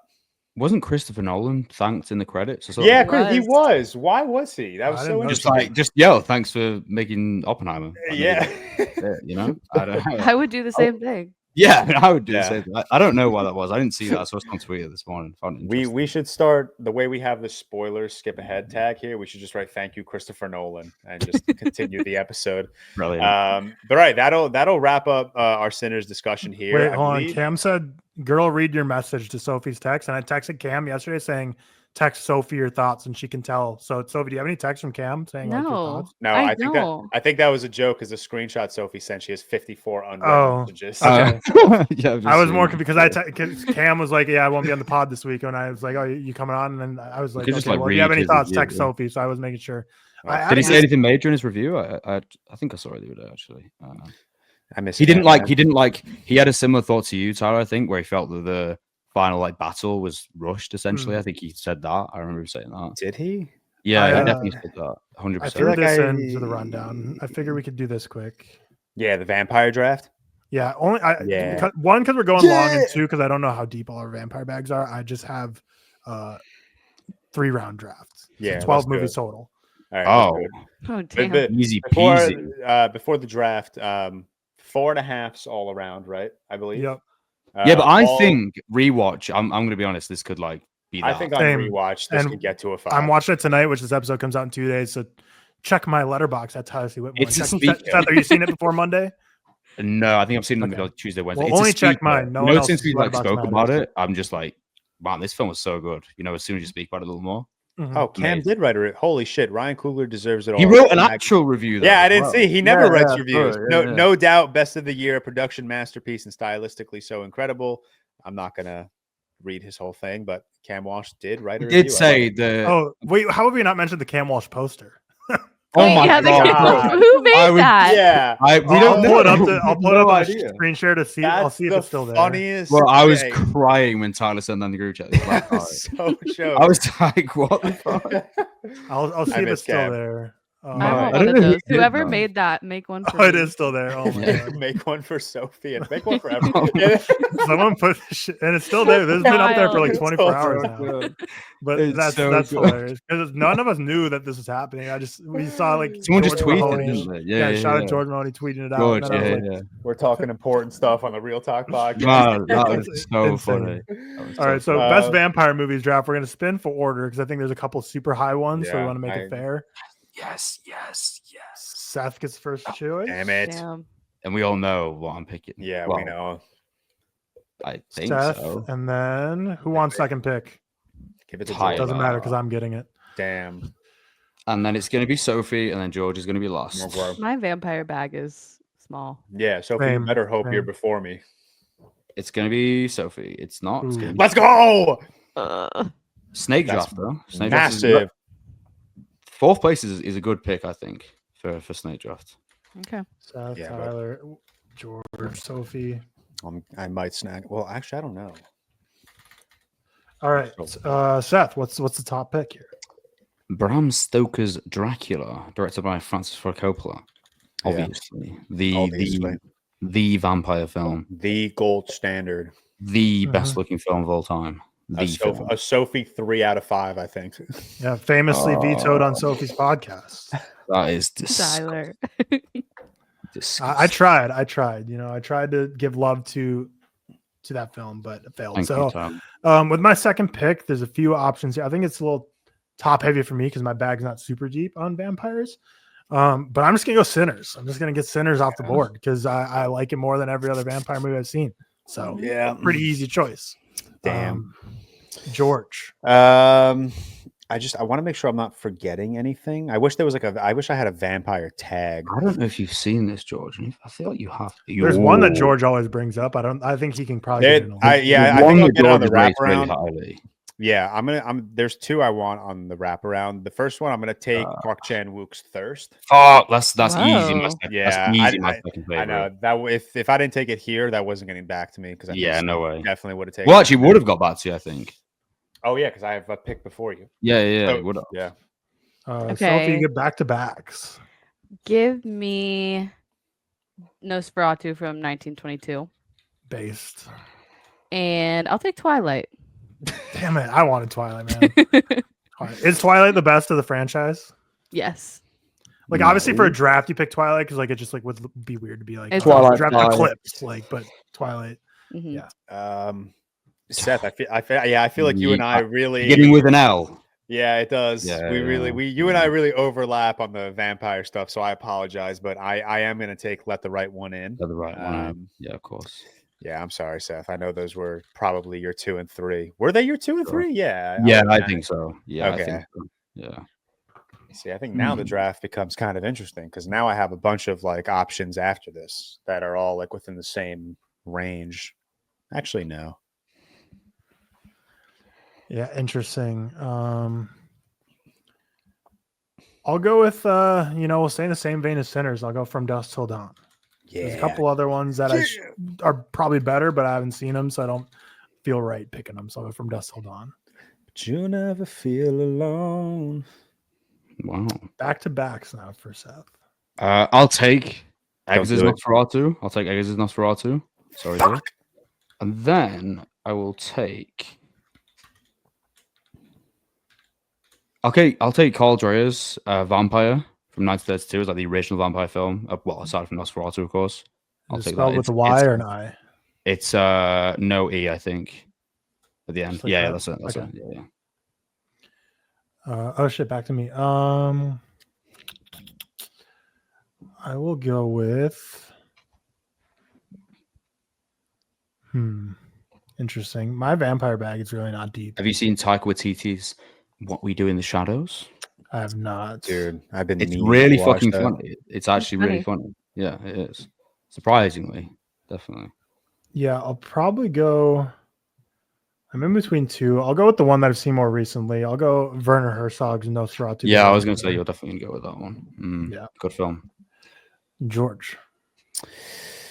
Yeah, I mean, I've been talking about this film for a while now. I'm going to go with Humanist Vampire Seeking Consenting Suicidal Person. Crazy title. ReelTok nominee. Yada yada yada. It is. Sophie, what's the final pick of the draft? I think I've literally only seen like one other vampire movie. New Moon. No, I'm not going Twilight franchise. Actually, okay, I'm deciding between OG Dracula and Interview with the Vampire, but I don't really like that movie, so I'll just go OG. Brad Pitt's bad in that film. Yeah, I'll go Dracula. I really want to watch. Is that 8 undrafted? 56 Dracula? Was the one 31. Oh, yeah, that's a good film. Yeah. Okay. Yeah, I really want to watch Catherine Bigelow's Near Dark. Oh, I have heard so many. I don't know what that's been in my watch out today. Catherine Bigelow has a vampire movie. It's from like late 80s, I think, or 90s. Meant to be like crisp 94 minutes. Yeah, I've heard really things about that. So shout out in the Shadows, Sophie. No love for that one. It's okay. I mean, there's some laughs. I'm not a huge Taika fan though. I'm not, but I think that's the good one. Yeah, that's the good one. Seth, have you ever seen A Girl Walks Home Alone at Night? No, but I do want to. I know which one you mean. It's the Persian one, isn't it? It's the yeah. I haven't seen it. I gotta watch it. Shout out 30 Days of Night with Josh Hartnett. That's it. I haven't seen that either. I want to watch that movie. Bangs. I might watch that tonight. Looks like none of you have seen Craig Gillespie's, notably from I, Tonya and Lars and the Real Girl and Dumb Money, his Fright Night with Colin Farrell, Toni Collette, Imogen Poots, Dave Franco. Kind of a crazy cast. 2011. I don't even think I've heard of that. Wait, Colin Farrell, Toni Collette, Dave Franco, Imogen Poots. Is that a remake? Because I'm looking at Fright Night, directed by Tom Holland from 1985. That's the original Fright Night. Tom Holland. Wow, I didn't realize he was that old. Funny. That's a remake. I feel like we're missing something. Oh, Midnight Mass. I'll shout out Midnight Mass, even though it's a limited series. Well, I was surprised George didn't drop Blade. I like Blade. I'm not as high on Blade as other people are when it comes to comparing. Blade's good.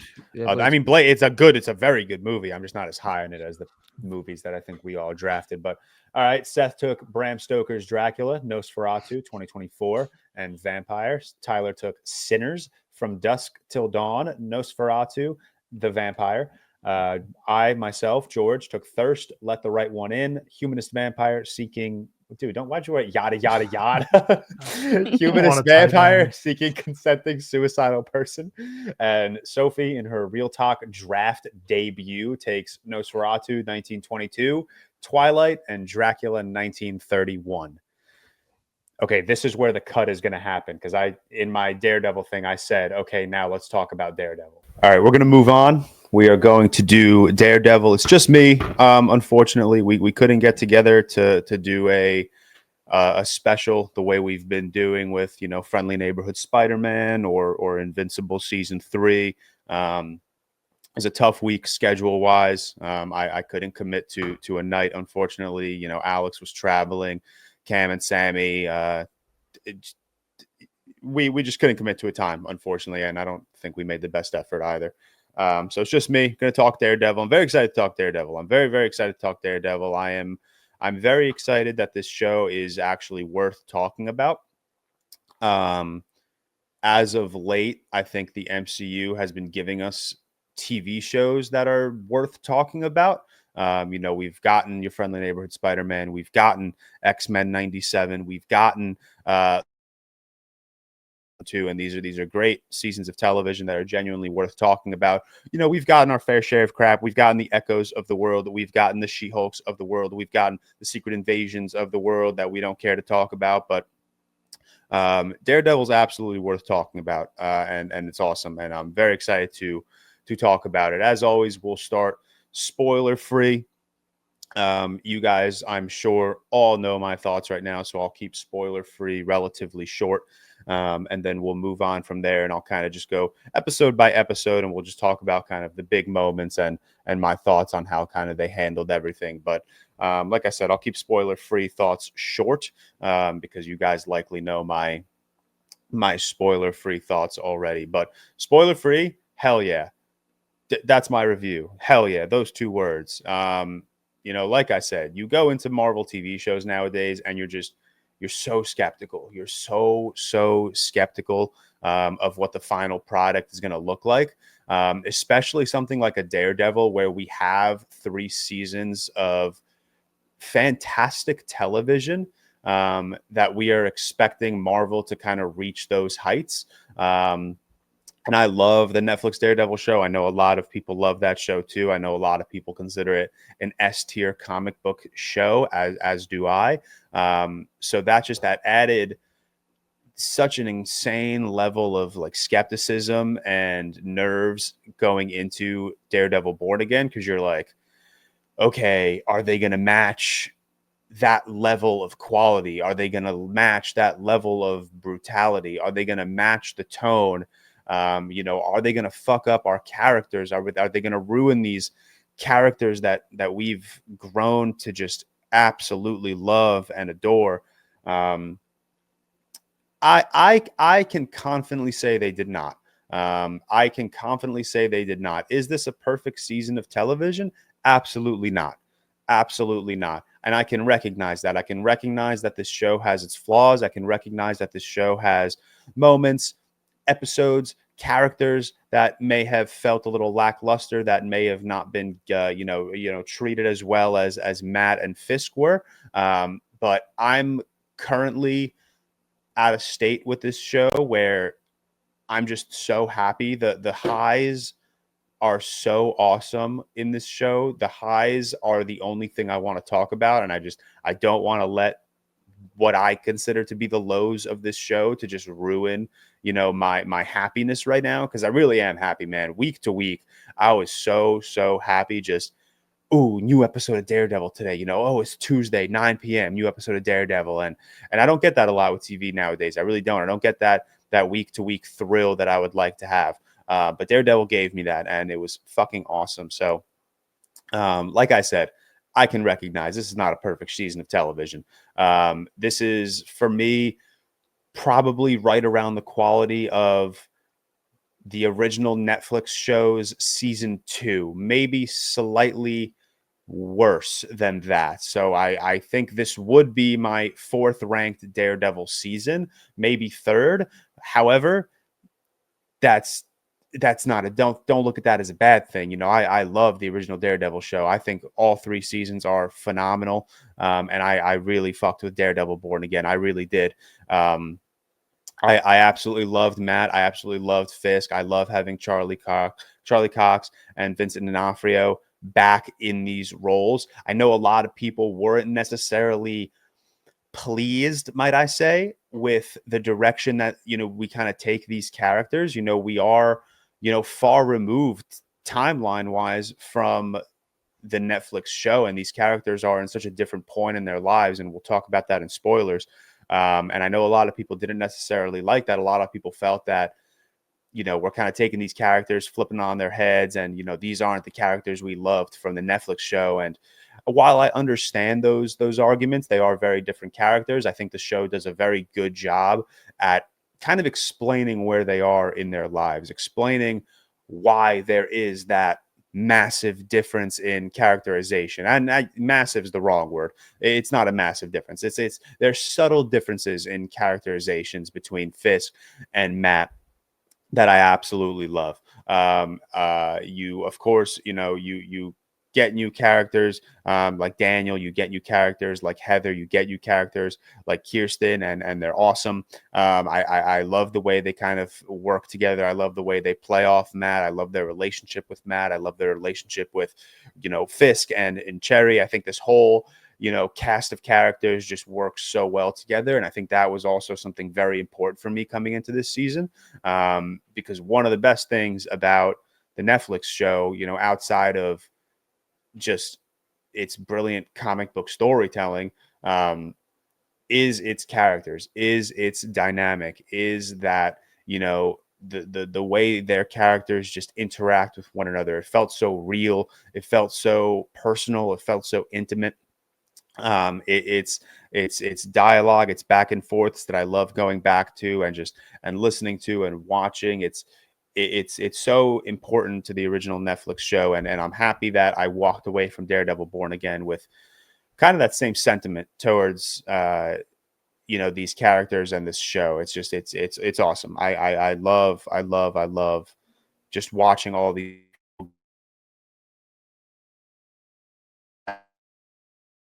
Frank, man, we'll talk about it in spoilers. I love it, man. I absolutely love Frank. I absolutely love Matt, and I love when they're on screen together. But we'll talk about that when we get to episode 4. The show. This is not a negative. This is just maybe a little something that's been sitting with me a little bit more ever since that finale dropped. The finale of this season is so clearly a mid-season finale, which makes sense because the whole show was supposed to be one season, 18 episodes, and then I think they went on and split it into 2 seasons, 9 episodes each. And I love the finale, but it definitely had a little bit of a mid-season finale feel to it. Again, not a bad thing. It's something that's kind of sitting with me more the far further removed I am from it, but again, that's such a non-zero play into it. I still love that finale, but it's very in your face. Like, okay, this was supposed to be our mid-season finale. Like, this was not supposed to be a finale. But I think it works well as a finale. I think it works well as a finale. I think it poses a lot of interesting questions heading into season 2 about the whereabouts of a couple of our characters and kind of the next steps in Daredevil's journey and Frank's journey and Karen's journey, in Heather's journey, Kirsten's journey, everyone's journey, Fisk's journey. So I'm very excited for season 2. But let's move on. Like I said, I kept spoiler-free talk very, very short, and we'll move on to spoiler talk now. Let me throw up the banner for you guys. Spoilers. So like I said, we'll just go take a shot every time I say, like I said. Holy fuck, dude. Come up with some new dialogue. Fuck me. So like I said, I'm going to do spoilers, and we're just going to go episode by episode the way we usually do. And I wish I had my crew. I wish the gang were here. I wish Cam was here. I wish Alex was here. I wish Soups and Sammy was here. It's always good getting on with them. It's such a fun time talking to them. They love this stuff. I love this stuff. I love when we all love this stuff, and we just come on here and talk for 2.5 hours, and I get to listen to these 4 knuckleheads just quote every comic book movie, every comic book TV show out there, and it's a lot of fun. It's not as fun doing it by yourself. It's very nerve-wracking. I don't like being here by myself. I wish I had someone. But we'll go episode by episode. I'm very excited. There's a lot of stuff I want to talk about. So let's just get right into it. First scene of episode 1. Let's just throw us right back into the world. What an insane way to start. Literally, they said, hey, oh, you want to be back in the Daredevil universe? Cool. Here you go. Here's a gut-wrenching punch to the stomach opening scene, you piece of shit. I had the awesome opportunity of attending the premiere of this show in New York at the Disney HQ downtown. So we were able to watch the first 2 episodes on the big screen. And a few things from that. One, we got to do that more often, man. We really do have to do that more often. I know people, I mean, not a lot of people. I know there are people out there that don't value TV as highly as we value film. And that's a damn shame, because this is such a perfect example of like something that's just made to be seen on the big screen. That entire first sequence of episode 1 is just, it was so cool watching it on the big screen. Excuse me. It was so cool watching it on the big screen. And then when the season dropped, like 2 weeks later, I watched it on my TV. Still a sick episode of television. But it was so jarring just how different the experience was between watching on a TV and watching on a big movie screen. And we need more of that. I don't know how to make that possible. I don't know who I have to talk to. But we need more episodes of television screened in movie theaters, because that opening scene of episode 1, they're at Sherry's retirement party. Foggy's talking to Kirsten. Matt's talking to Karen, and Poindexter pulls up, and holy shit. I mean, we were full sent, man. It was cool. It was such an immediate, we are back in the Netflix universe of Daredevil. It was dark, it was gritty. You had this somber score going in the background. You had this very brutal chase sequence between Daredevil and Poindexter. Poindexter is just throwing knives into Matt. Matt is just he's listening to the heartbeat of Foggy after Poindexter shoots him. It was genuinely, and I've held off on being hyperbolic about this show in certain moments because I wanted to let it sit and I wanted to let it marinate and I wanted to see how I feel, the more removed I am from it. But, now we're 10, 11, 12 weeks removed from episode 1. And I'll still confidently tell you that opening scene of episode 1 was, I genuinely think, one of the best constructed post-Endgame sequences Marvel has done. And I say post-Endgame, but I can make an argument for the entire Infinity Saga. That was one of the best sequences Marvel has constructed. Certainly one of the best in TV. And then you go ahead and add movies in there, and I think it still has an argument. It's so good, man. It's so good. Up until the very, very end, where you just see Matt throw Poindexter off the roof. He hits the pavement. Karen is literally saying, please, God, no. She doesn't want to turn around and see Matt. She has no idea who just fell. While Foggy is laying there dead in front of him. Brutal. That was a tough one. That was a tough one to stomach. That was such an insane way to open the season, and I loved it. I absolutely loved it. I don't love losing Foggy, obviously. It was so funny, though. Coming into the season, everyone's like, dude, Foggy's dead, right? Like, Foggy was in no promotional stuff. He was in no marketing material. He was in the trailers, but the only stuff in the trailers they showed, obviously, was that fucking bar. So everyone's like, yo, does he die whatever night that is? And the answer is yes, he did. He did absolutely die. I always love, and this goes back to the Netflix show, I love the way we utilize or we experience Matt's enhanced hearing. I always think that's so cool. He's fighting Poindexter. They're running up the stairs. They're on the roof. You're hearing knives going into Matt. And at the same time, you hear Foggy's heartbeat. It cuts out, it cuts in, it cuts out, it cuts in. And it's an awesome use of sound. And it makes it so heartbreaking in that moment because Matt is fighting, man. He's fighting for the man that just shot his best friend. And he's also hearing his best friend dying. So it's added ammunition while he's going up against Poindexter. And it was sick. But that's how the season opens. And then we jump to a year later, which definitely, I love time jumps, man. I fuck with time jumps, especially when they come out of nowhere. Just last week, we started watching season 2 of The Last of Us, and I didn't know there was going to be a 5-year time jump. I didn't fucking know that.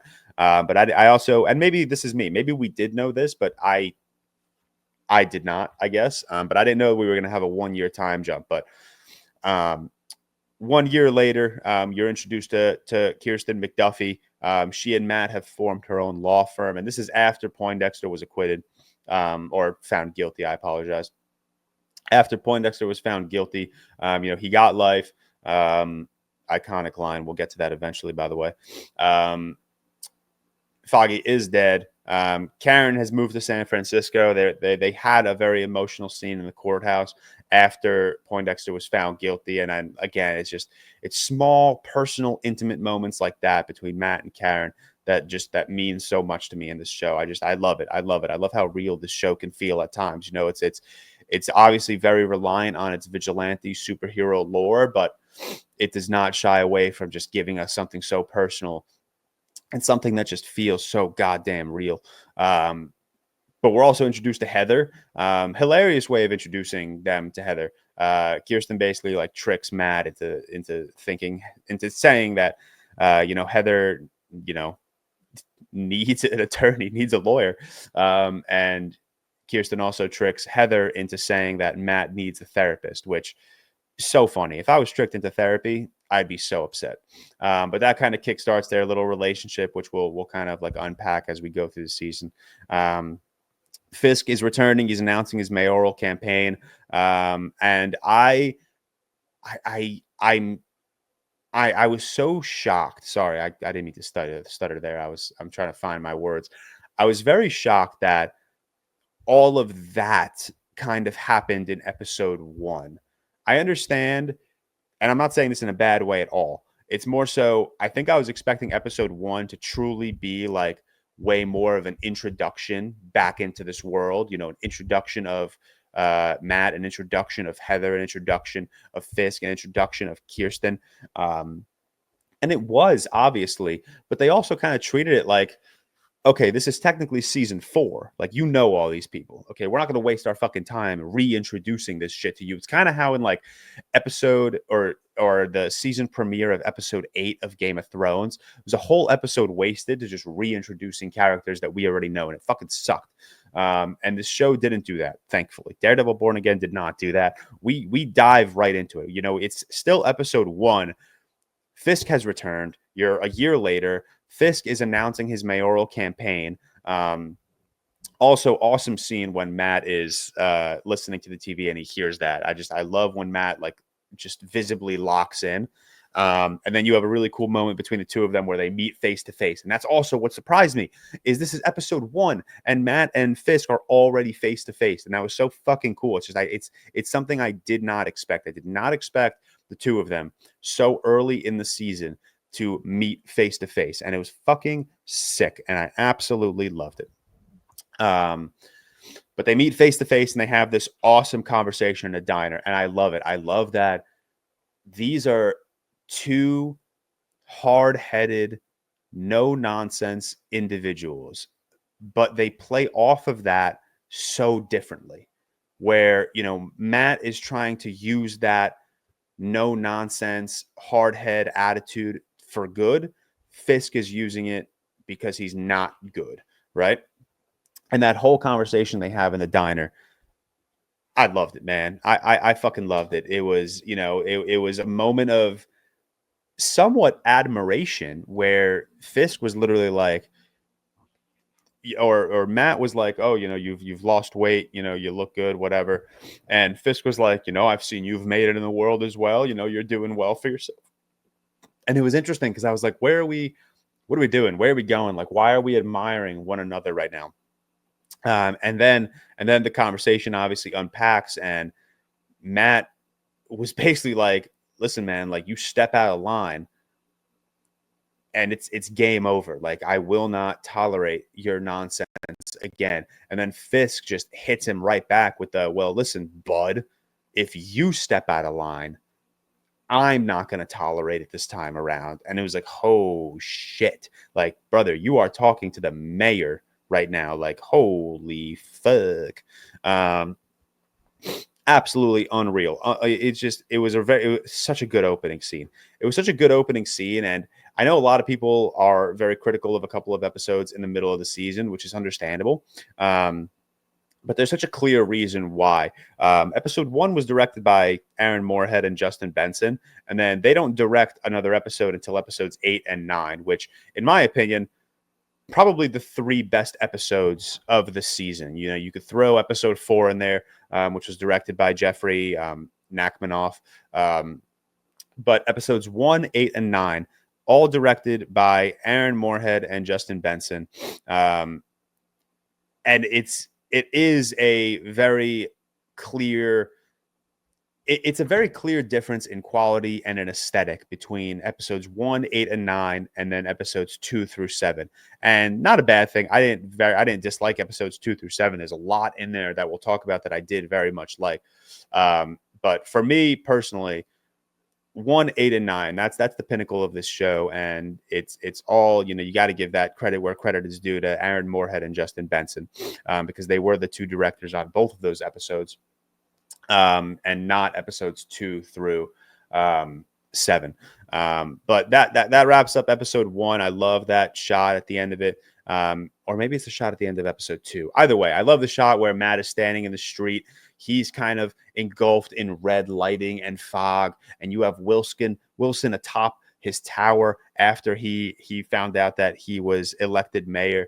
looking at one another. Oh, that shot went so hard, man. The needle drops in this show are so unbelievable. And it's subtle moments like that. It's just aesthetic moments, aesthetically charged moments that I fucked with heavy. But we get into episode 2, and we're introduced to Hector Ayala. And this opens up some awesome kind of stuff. So Hector is coming down subway stairs, notices 2 guys beating up on a dude. Hector steps in and accidentally kills one, saves the man, but in the process kills one of the perpetrators. And it was then that one of the other guys reveals that they're a cop. So Hector just has killed a cop. No bueno in the streets of New York. No bueno if there's another cop around. Obviously, you're not gonna. That's not gonna be a fun life for you. But Matt takes on this case. He knows that Hector is telling the truth, which is why he takes on the case. And it's just another way that I love the way. And again, this goes all the way back to the Netflix show. I love the way they use his heightened senses. I absolutely love it. He's a lie detector test, man. That's all he is. He's a polygraph. And it's so funny. He walks in, he asks someone to tell a story. He's analyzing their heart rate. He's analyzing the way they're breathing, their patterns. And he kind of just like, he makes generalized assumptions that, yeah, he's telling the truth, or yeah, this guy's lying. And he did that with Hector. And he's like, yeah, Hector's telling the truth. Hector's telling the truth, but he's omitting something. There's something there that he's not telling us. And eventually Cherry finds out. Now Cherry's kind of working for Matt as kind of like his investigator. But Cherry finds out that Hector is the White Tiger, another vigilante. And I always wonder, and this is such a stupid thing to wonder. I always wonder, if you're a vigilante and you find out that there's another vigilante and you meet that vigilante in person, not in their vigilante persona, you tell them? Like, are you like, hey man, by the way, you're White Tiger, I'm Daredevil? Or do you just, I don't know. I would always, if I were a vigilante, I'd be such a bad vigilante because I would flex on everyone like, oh bro, like I'm Daredevil, like I'm Spider-Man. Like I'd be a terrible superhero. I would want everyone to know my identity so quickly. But we get we get Fisk in mayoral action, in mayor action, however you want to say it.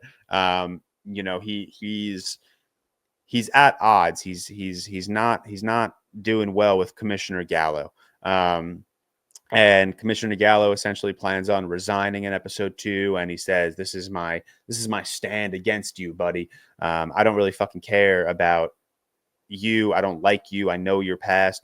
So I'm going to resign, and that's my stand against you." And Fisk, in just all Fisk form, was basically like, "Nah, nope, I got your infidelity, brother. Like, you're not resigning, or I will expose all of this nonsense." So you just get a little bit of Fisk in this episode, which is awesome. And then you see Vanessa and Fisk are trying to like kind of make amends in episode 2. They start visiting a therapist, which is Heather. Wild way to kind of introduce that. You expect Heather in episode 1 to just be a fling for Matt. And then episode 2 hits you with, nope, psych, she is Wilson Fisk's couples therapist, actually. So she plays a very big role. Very, very insane stuff. And then the end of this episode was so sick. I love the end of this episode. Again, I got to watch the first 2 episodes in a theater, and it was awesome because this final scene in episode 2 on the big screen was so cool. Matt tracks down Nicky Torres, who is the guy that the 2 cops were beating up on the subway track, because he's the only one that could vouch for Hector. He's the only one that could say, nah, Hector was saving my life. These 2 cops were trying to beat up on me and kill me. So he helps Nicky escape, and the 2 cops come in and they're like, yo, it's the blind lawyer, fuck this guy. And they try to like jump him. And there's a moment where Matt is on his knees and he has a gun in his face and he's saying, please don't, please don't. I've heard a lot of people say he's not talking to the guy with the gun. He's talking to himself. He's like, please don't beat the fuck out of these guys and kill them. Like, that's not who you are anymore. You are not Daredevil anymore. Didn't listen to himself, beats the shit out of them. snaps a man's arm in half, throws one into the fridge, and then smacks his face into the tile floor, and then lets out this awesome primal scream, man. Dude, I loved it, man. I walked out of these first 2 episodes after watching it in the big screen, and I was like, fuck yeah, let's fucking go. But it's important to note in that scene as well, you know, you see that these guys do have a Punisher tattoo. And we find out more about that down the line, but they do have a Punisher tattoo. Episode 2, we're also introduced to Daniel Blake, played by Michael Gandolfini. I know I mentioned his name a little earlier, but we are introduced to him formally in episode 2. He kind of plays, you know, an advisor to Wilson Fisk as mayor. And he's just the biggest Fisk dick rider out there. He loves Wilson Fisk. He loves this man so much. And he's even asked, like, why would you vote for me? And I forgot exactly what the response was, but he was basically like, you get shit done, sir. Like, you're Wilson Fisk. Like, you've built a business. You get shit done. People admire you. People are scared of you. You get shit done. And it was cool. But then we jump into episode 3.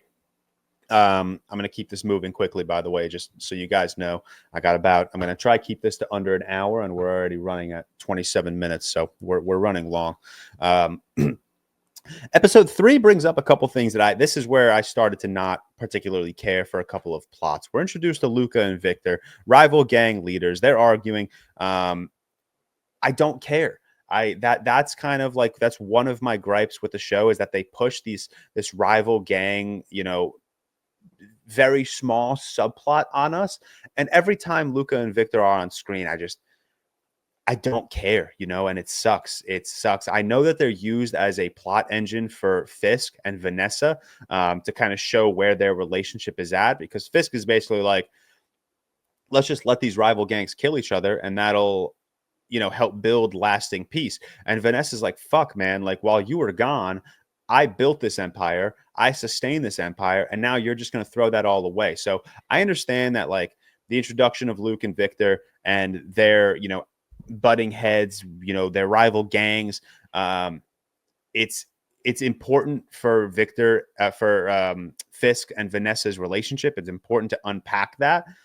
It's just, I couldn't help but not care, and it sucks because, I mean, it doesn't suck. There's so much in this show that I did like. I'm bound to not have loved a couple of things. So if one of the things I didn't like was this small subplot of gang leaders, that's perfectly fine. But we're in court now, and Nicky Torres is there. Absolute pussy, man. He's sitting on the stands, and very clearly he's intimidated by the cops, and he just starts lying out of his ass. And that's when Matt was basically like, oh, fuck, I'm so screwed. And Matt's like, hey, yo, Hector, that's the White Tiger, by the way, in front of the whole courtroom, insane. And if you remember in episode 2, they found out about Hector being the White Tiger. And Matt brought it to the judge and was like, you know, this cannot come out. Like, this cannot be a part of the trial. Like, we cannot have this on record. And the judge was like, yes, agreed, don't bring it up. And then Matt goes ahead and brings it up. Insane. But in the process of doing that, Matt basically runs through, like, the White Tiger's resume, and endorsements from all of the cops. He's basically like, there's so many cops in this courtroom right now that have sworn statements that basically say the White Tiger helped them, save their lives. And he uses that as a defense. And Victor eventually was found, Hector was eventually found not guilty, which leads to just the most insane ending of episode 3, where, you know, Hector is now out free, putting on the White Tiger suit. He's back in business. He's running up this hill and gets popped in the head, absolutely popped in the head. And I was like, oh, what? Everyone's reaction on TikTok and Instagram was like, holy shit, is that really how the episode just ended? And it was insane. And of course, the guy that shoots him in the head walks away. You don't see his face. All you see is his shirt, and he's wearing a Punisher shirt. So kind of fucking funny. But it's so, I love it, man. I'm jumping ahead a little bit. You know, we get these Punisher teases, you know, the tattoos, the shirts, and, you know, for a very split second, when the shirt, when it zoomed in on the shirt after it killed Hector, I actually thought it was Frank. And then I realized, oh, that's not Frank. These are just whack fanboys. Like, this is this is a cheap knockoff. You know, Frank at the end of the season was like, you're all fucking clowns. Like, it's so crazy. And I love that. I love how they utilize that. You know, they did that in The Dark Knight. Obviously going to shout out The Dark Knight. They did that in The Dark Knight in the beginning where they showed, you know, these knockoff Batman trying to help out Batman. And they now did it in Daredevil Born Again. And I love that. It's like, this is, I mean, in Frank's case, it probably is. This is the influence Frank probably wanted to set. But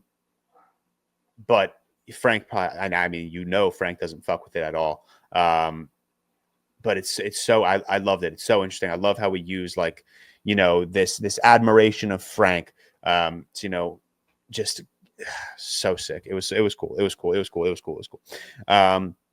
But let's get into episode 4. This is what we want to talk about. Or at least this is what I want to talk about. We'll get to Matt and Frank. I'm only going to talk about Matt and Frank. It's all I care about in this episode. But I think this was the episode where you see Fisk doing like his mayoral duties. And he's going from like school to school. And was it? Yeah, it was schools. I don't know what it was. It was schools. And he was listening to fucking kids singing in his face. And you can tell he's just, that's not the type of mayor he is. He doesn't give a fuck about this. He doesn't give a fuck about his appearance. He doesn't give a fuck about, you know, doing all this nonsense. You know, every day there's a different holiday that he has to fucking celebrate. It's so funny. And it was just, what song were those kids singing? I thank God I don't remember, because it was stuck in my head for a couple of days. But that was very funny. Just so, and at one point he's in like a classroom, the song stops, and the teacher's like, okay, next song. And Fisk is like, no, please. This was fantastic. Thank you. I'm going to go now.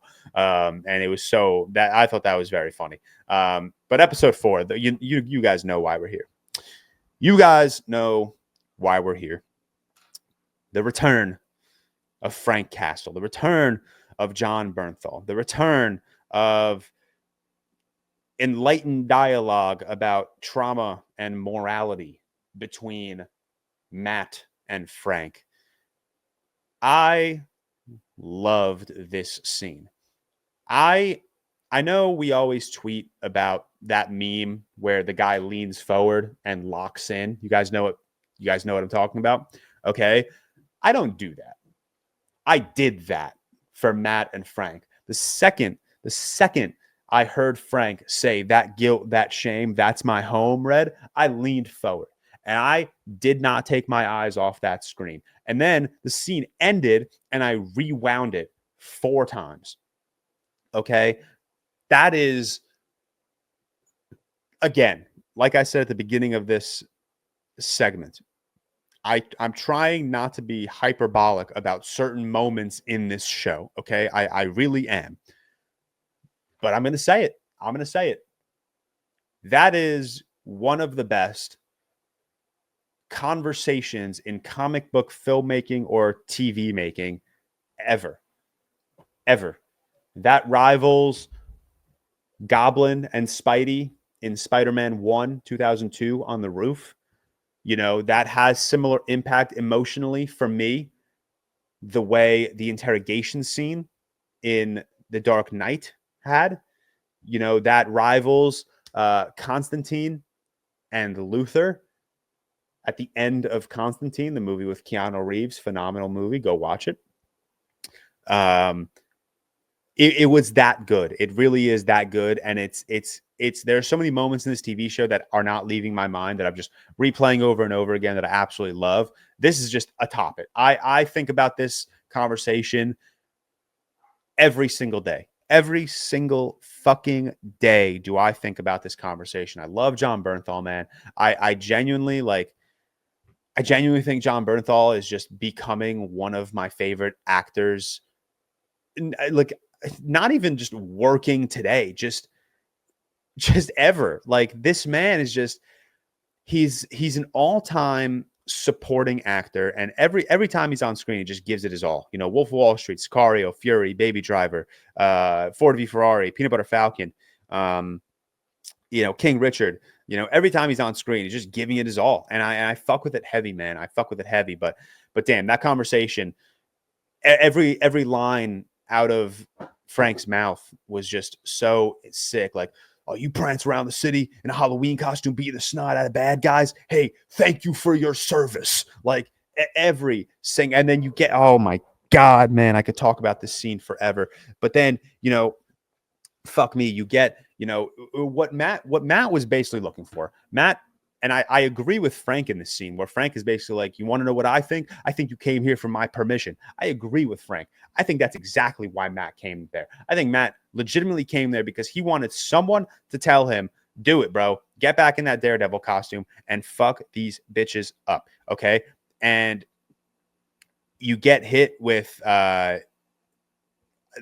it starts, the scene is kind of like cut into two. It's like the first half is like them talking about being vigilantes. And then Frank hits Matt with the, yeah, what about your friend Foggy? You save his life? And in that moment, I was like, oh, don't say that. That's not what you should say in the moment. That's not cool. And then Matt turns around and he's like, it's not about him. It's not about him. And then they go off, man. They absolutely go off. Frank drops some of the hardest bars I've ever heard. He's like, I'm going to do a Frank impression right now. You hear his voice. You do, don't you? Every time I stop moving, I still hear my little boy. I see him. I hear his voice.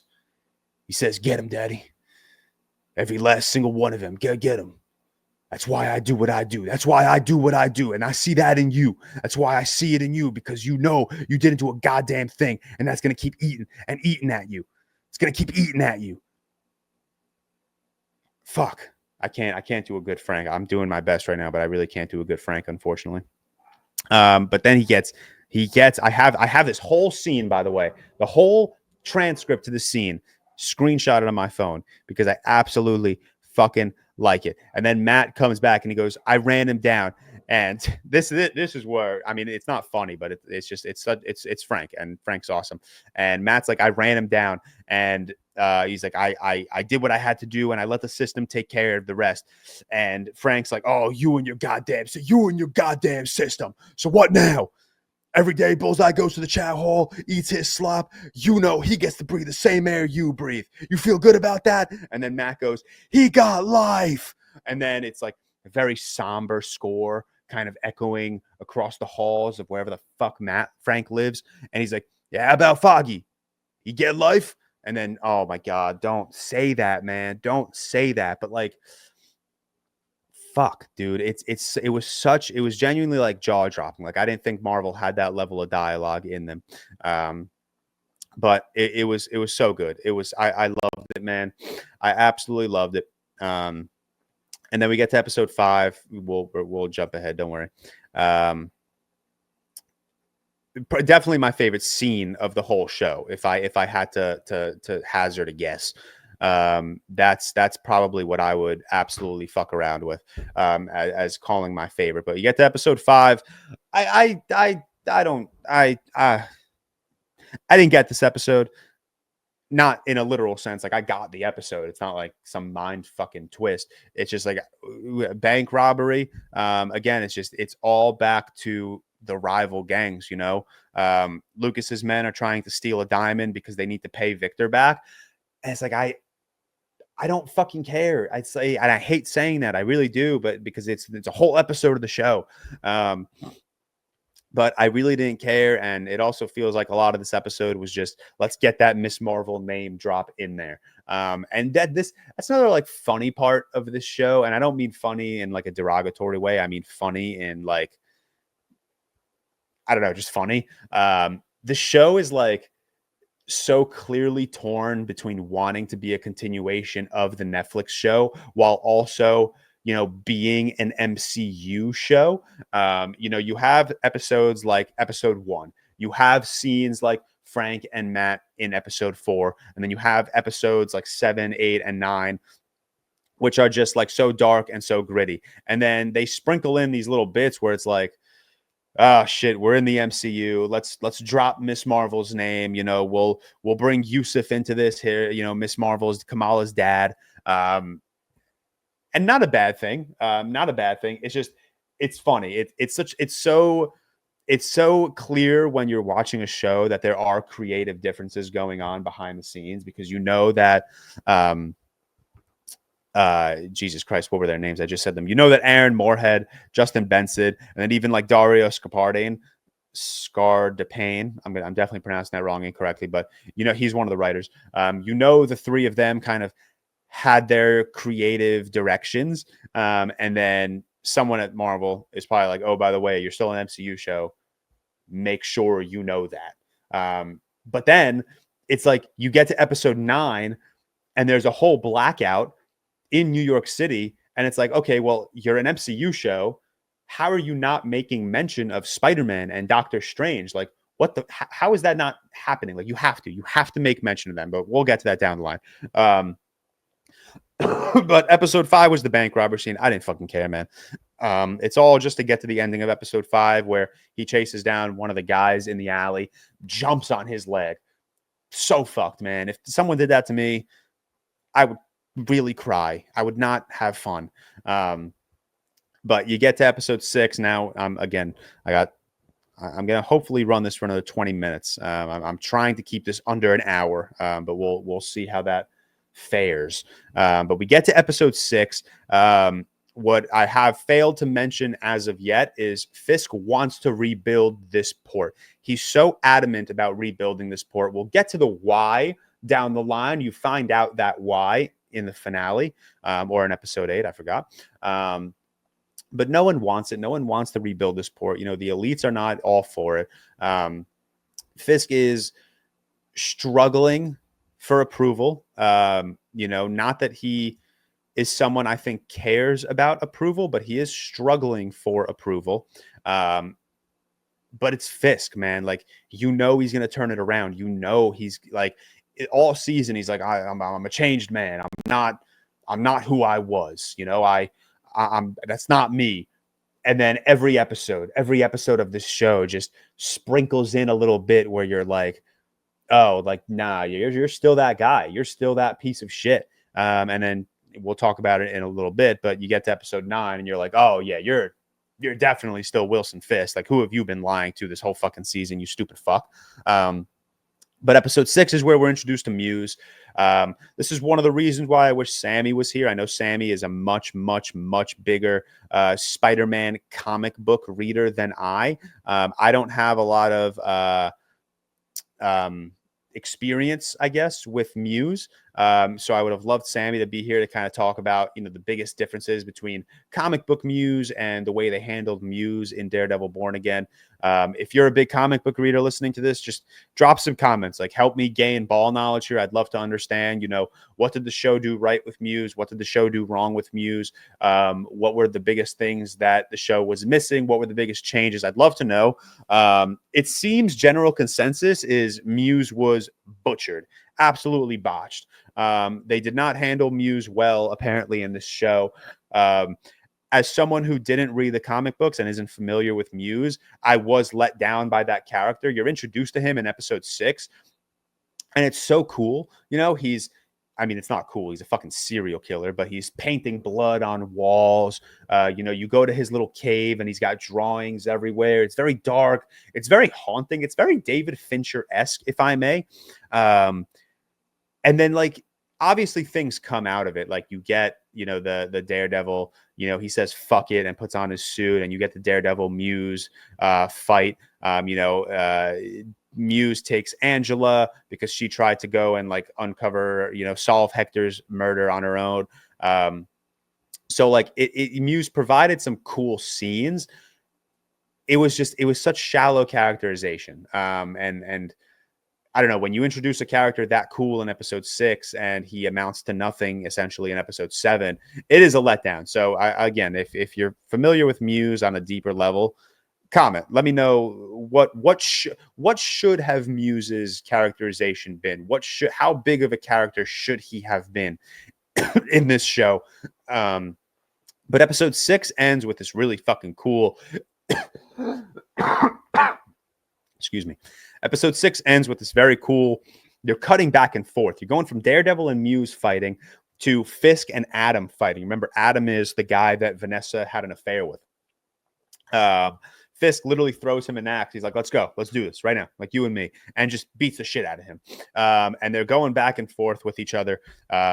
And it's cutting back and forth from Daredevil and Muse to Fisk and Adam. And it's so sick. It's so sick. In the middle of it, Fisk lets out this massive like yell, this scream.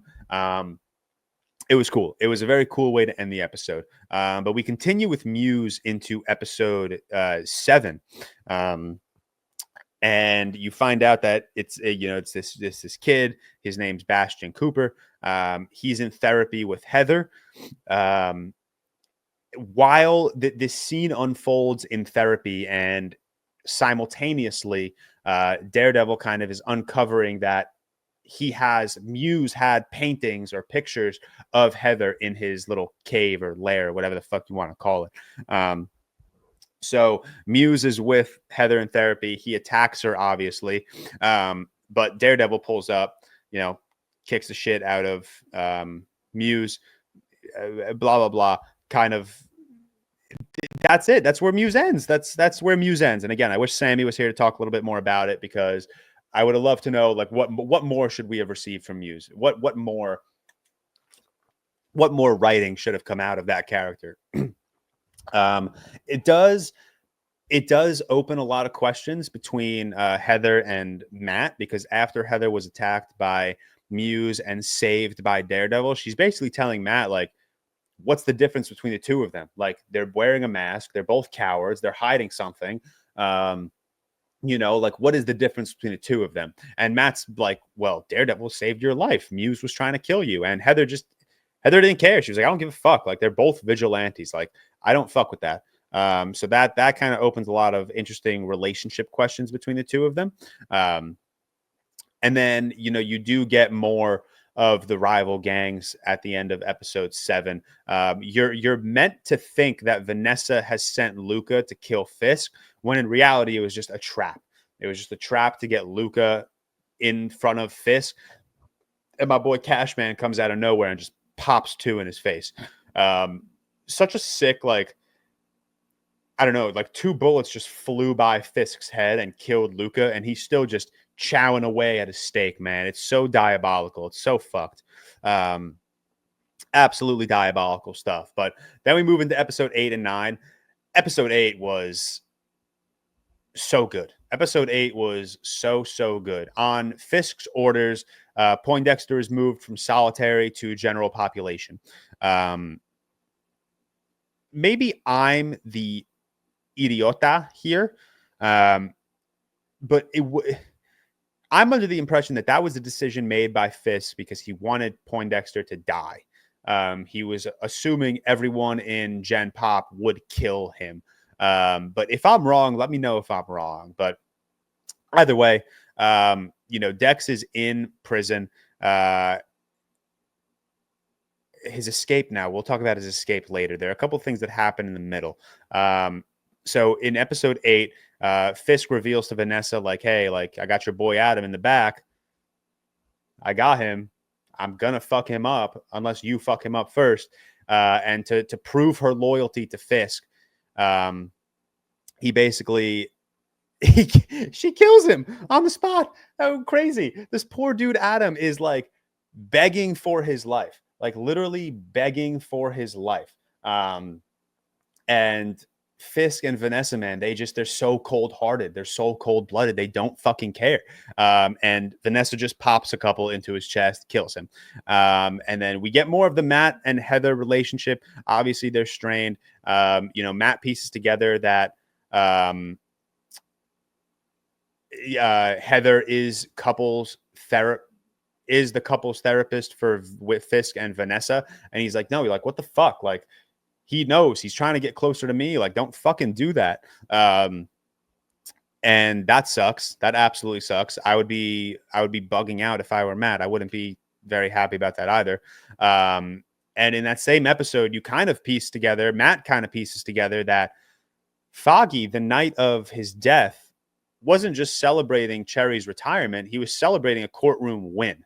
And we get more of that in episode 9, but you get Matt face to face with Poindexter, and Matt's like, dude, like, who hired you? Like, I know you didn't just kill him. Okay. I know you didn't just pop in here and kill him for no good reason. Like, I know someone hired you. And Matt's under the impression that it was Fisk that hired him, which no, you eventually find out it was Vanessa. Awesome. I love that decision to make Vanessa that person, because all season you kind of are running like, oh, is Vanessa just here for like marital problems on Fisk? Like, what's her bigger purpose here? And then you get this reveal, and it's like, oh, that's sick as fuck. So very cool. Poindexter escapes prison in a very cool way. Chews off his tooth or something, and then just rifles it into this man's fucking forehead. Get fucked, pussy.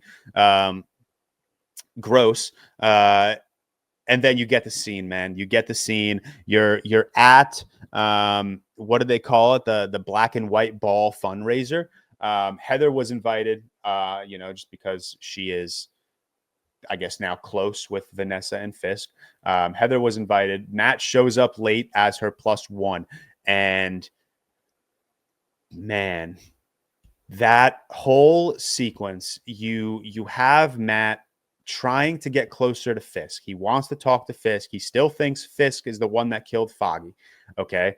He wants to talk to Fisk, and he's slowly inching his way closer to Fisk. And Vanessa is trying to just get anything out of him. Like, dude, what the fuck is up? Like, what is good with you right now? And Matt is just so Daredevil pilled at this point. He's like, I need to get face to face with this fucker. I need to. And what unfolds is this unbelievable dance sequence, okay, where Matt is dancing with Heather, Fisk is dancing with Vanessa. They swap. Whoa. They swap. So now Fisk is dancing with Heather. Matt is dancing with Vanessa. Matt is basically like, hey, what happened? And Vanessa kind of uncovers or somehow drops the bombshell that, yeah, it was me. Like, I killed your boy. I don't fucking care. All while simultaneously, Fisk is like dropping little bits and pieces to Heather about Matt. Like, do you know what he does? Like, do you know who that man is? And the conversations are cut short. None of the conversations end. So Heather never really finds out about Matt being Daredevil, but they end because Poindexter has arrived. He's broken out of prison. He's arrived. Matt senses him. He can hear the gun click in the background, the gun load. What I wonder, and this is such a stupid thing to wonder, how did Matt know Poindexter was going to be shooting at Fisk? Like, why was his instinct to jump in front of Fisk and not Vanessa? Like, Vanessa was the one that was kind of blackmailing him. You see it in the beginning of episode 9 when you'd have that flashback between Vanessa and Poindexter. So what made Matt jump in front of Fisk? Like, are his senses so heightened that he can sense the direction of the gun's barrel? Like, he knows where it's pointing. I don't know. Either way, Matt steps in front of the bullet to save Fisk, and that's how the episode ends, man. And that was another just beautiful needle drop. Beautiful needle drop, man. This show had so many impeccable needle drops. It's actually awesome. But then you get into the finale. And this is just, like I said, it's a very, and I don't mean this in a derogatory way. It's more so just, the way I view this finale. This was a mid-season finale, I think. It kind of plays as a mid-season finale where it's very much like, okay, we're going to put all of our characters in very different positions, and by the end of this episode, it's going to feel like the true start of the show. I might not be making sense, but that's how I am perceiving it right now. Excuse me. So the finale opens and you have Matt in the hospital, and what's his dumb name? Cashman obviously is coming to kill Matt, but Matt's got it like that, dude. Like, he can hear you walking. How do you not know this by now? I don't understand that. Fisk has been fighting this man for years now, and he sends an assassin. Why? He knows that Matt is going to fucking hear that dude walking. Matt knows everyone's footsteps. It's unbelievable. Like, that's his superpower. Get with the times, you stupid bitch. But Matt obviously dips. He knows that, and he gets back to his apartment. And I loved this sequence where Matt like just sits on his couch, lets out this like massive like breath of relief, and immediately is just like, I didn't expect to see you here. And you get Frank, man, trimmed up, crispy fade, clean shave. Like, god damn, man, it was so awesome. And they obviously have their little back and forth every time I love their relationship, because like every time they're together, they cannot help but like love each other, but they also can't help but just fight with one another about literally anything that comes up. They're just ready to battle back and forth between each other. But they end up fighting the anti-vigilante task force in Matt's apartment. And I forgot to mention the anti-vigilante task force. Actually, I can't believe I overlooked that, but you guys all know what the anti-vigilante task force is. Fisk's little gang of questionable cops that are meant to eliminate vigilantes. Pretty self-explanatory. Uses the anti-vigilante task force to basically, or gives credit to the anti-vigilante task force for Muse's death. So that's I should have mentioned that earlier, but you guys obviously know who they are. So they both fight the anti-vigilante task force, including North, who was revealed as Hector's murderer. And I love that moment. Like, Matt fought for Hector. Matt like put his life down, put his reputation down for Hector. He was found guilty, and then he was murdered on the spot. Now Matt is face to face with the dude that murdered this good man in cold blood. And, he's so morally superior. And he's like, no, Frank, like, don't kill him. Stop. Like, don't do that. Like, that's not who I am. Okay. That's who you are. That's not who I am. But Frank just wants to shoot, man. Like, that's who Frank is. That man just put a gun in his hand, put a knife in his hand, put some bad guys in front of him. And it's fucking GG's, it's absolutely game fucking over. But Jesus Christ, wow, fuck. They leave the apartment. Also in the apartment, what does Frank say? Like, oh, what do they call you now? Nightgown man? I thought that was very funny. Haha. But Karen pulls up, and you find out that Karen was the one that called Frank. Love that dynamic, man. Love it. It's like you got this tough guy, Frank, man. You got this tough guy, Frank.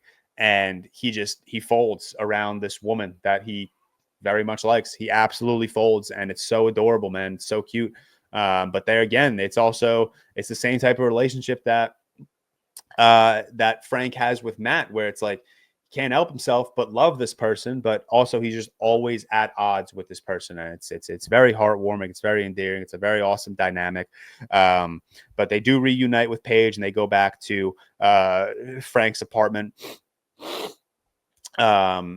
Murdoch, Matt, and Karen, they track down. They're the ones that go and kind of uncover more of what is Wilson Fisk doing? What was Foggy trying to uncover? And I loved what they uncovered, man. I really did. I was wondering, like, what level of, I guess, like, urgency was this going to cause? Because what they end up uncovering is that Fisk was trying to basically take this zone in New York, that was technically not occupied or owned by anyone. So there's no regulations, no taxes. Everything could be off the books, and create his own city-state in Red Hook. Unreal. Awesome. That's cool. How are you going to solve that in season 2? I don't know, but I'm excited to watch it unfold. But what is also very cool is, and I'm forgetting when it happened, but New York blacks out, obviously. And this is, dude, don't even get me started with Sony and their stupid fucking gatekeeping of Spider-Man.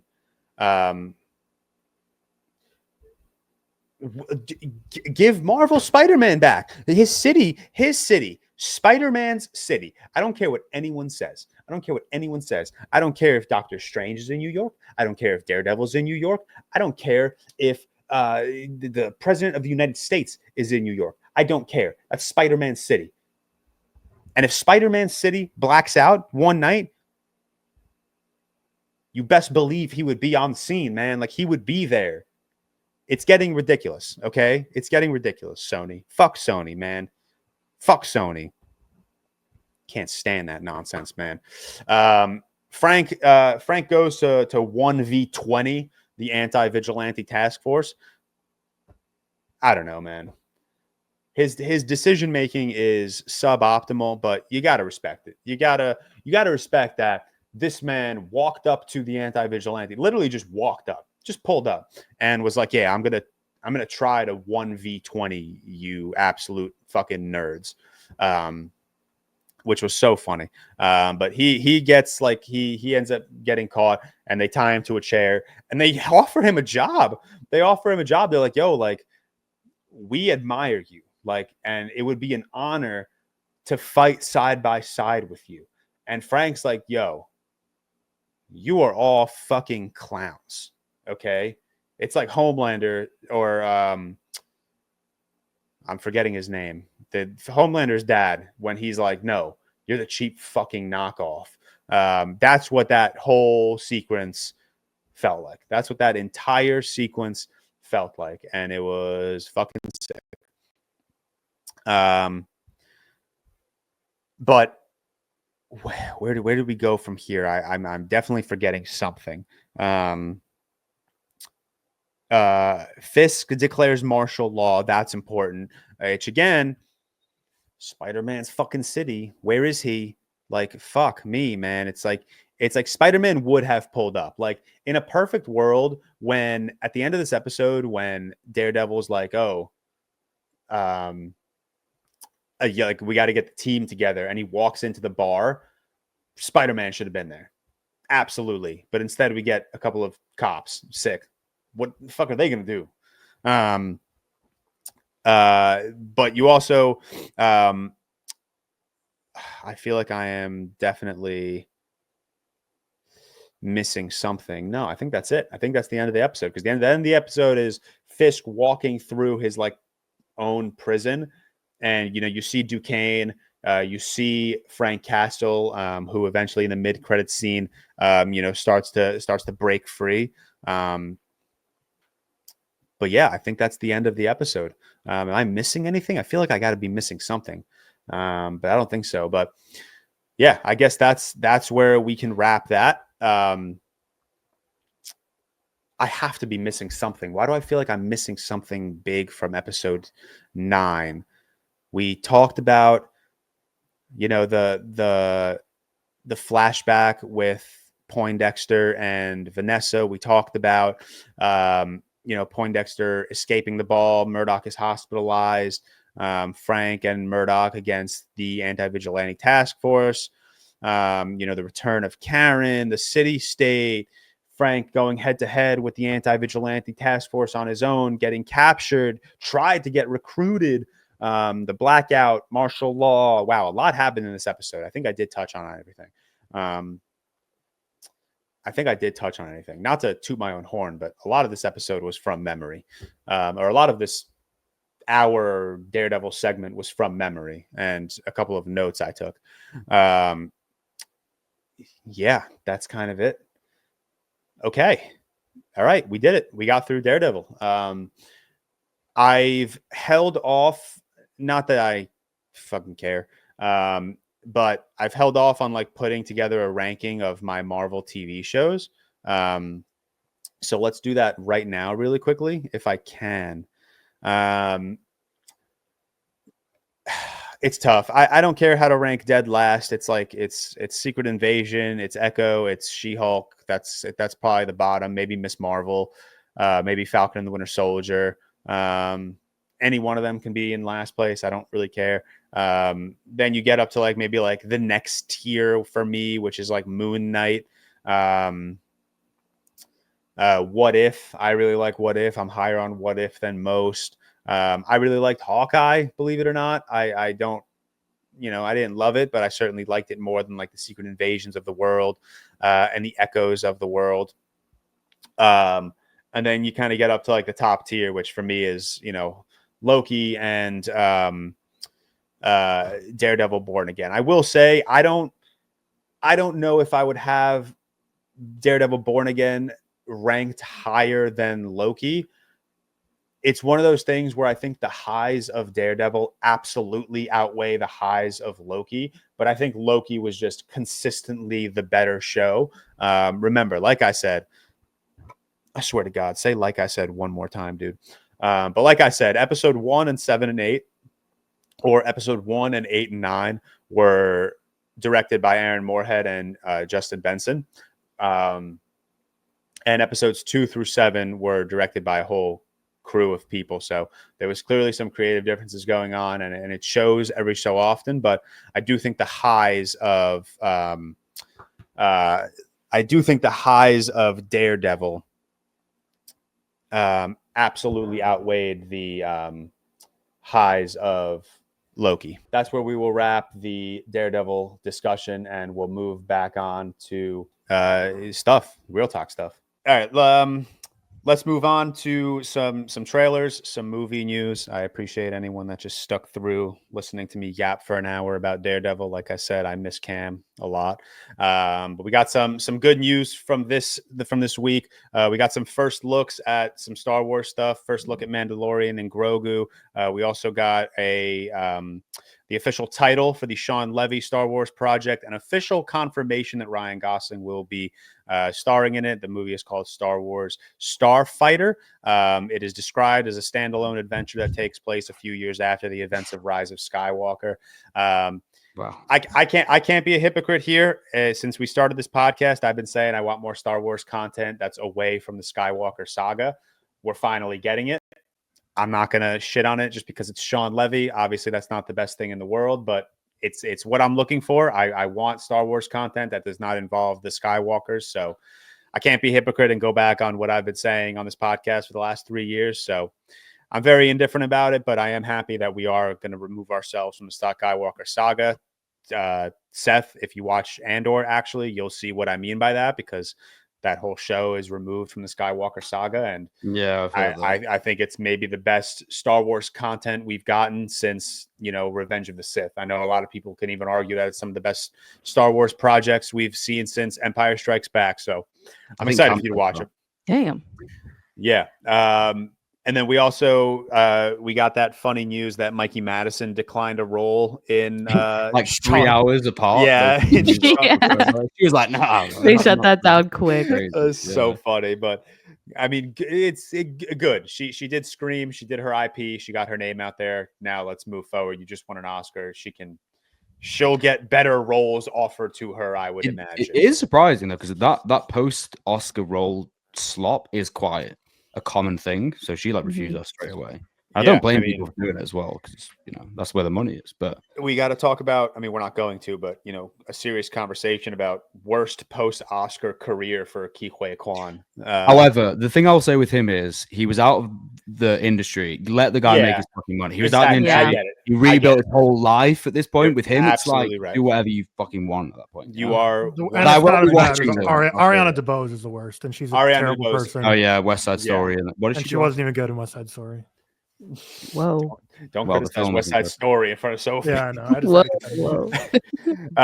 we also got a new Fantastic Four trailer, which showed us a little bit more of Galactus, showed us a little bit more. I didn't realize the lore of this guy, George. Did you see my comment on your Instagram? Yeah, I did. I saw. I did see that comment. Yeah, I was considering making one of those jokes myself. I was waiting for you to like say. I didn't know like that he kind of changes. He can adjust to like his perception, kind of. Yeah, that is kind of cool. Yeah, he can be planet-sized. He can be human. Because I thought, in the trailer, that clip where he's like walking on a building, which I think is a miniature, by the way. It's a miniature. Yeah, I hope if it's a miniature, then we're cooking. We're absolutely cooking. But I tweeted like, how fucking big is this guy? And everyone was like, that's small for him. I was like, what? That's crazy.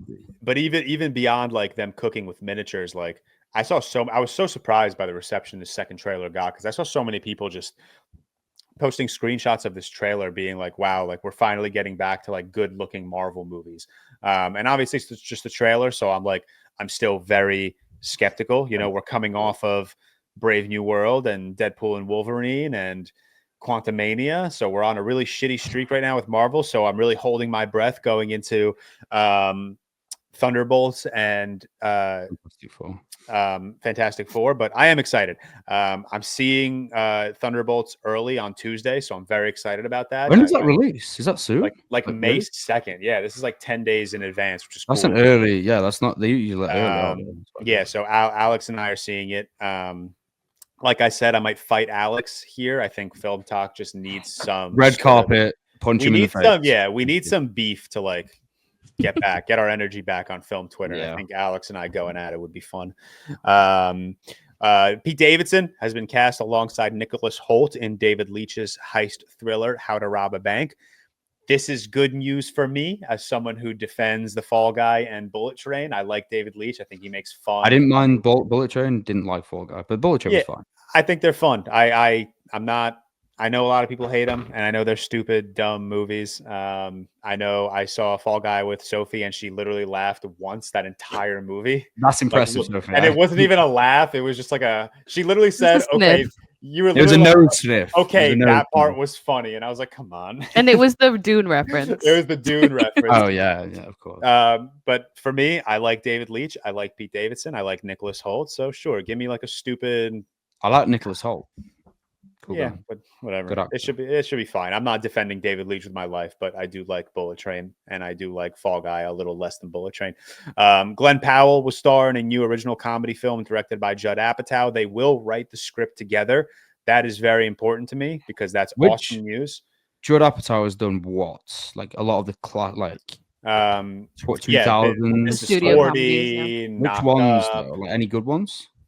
Have you seen This Is 40? 40-Year-Old Virgin bangs, by the way. That's actually a really good one. I actually like that one. But he's fine. But Glenn Powell writing is awesome for me because he wrote Hitman with Richard Linklater, and obviously you guys know how much I loved Hitman. That movie was such a success. Did he write? I didn't even know he wrote that, to be honest. Yeah, they co-wrote that movie.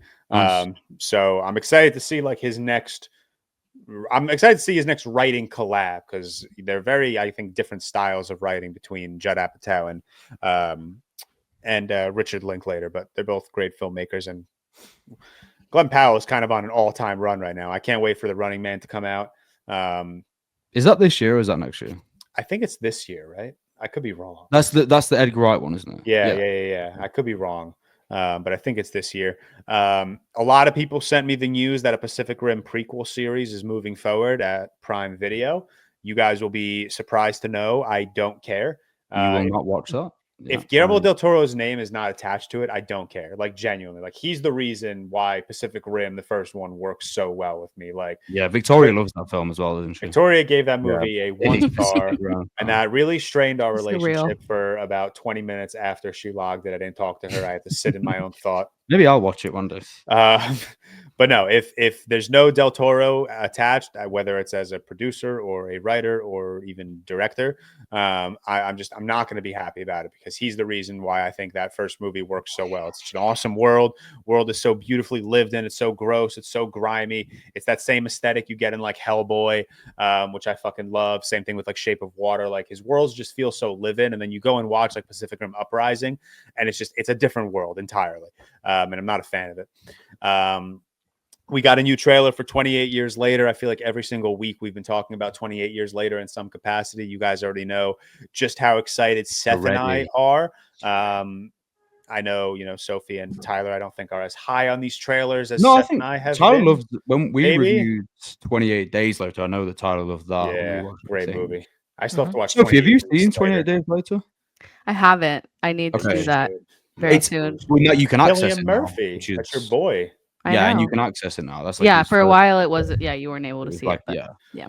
I grew up watching that. I love, and I think now, I tweeted the other day and someone replied to me about it saying, 28 weeks later was shit. It's like, yeah, but Garland and Boyle were just producers on that. They didn't have any writing credits or directing credits. And in this, Boyle's directing. They're both writing together, back collaborating with this.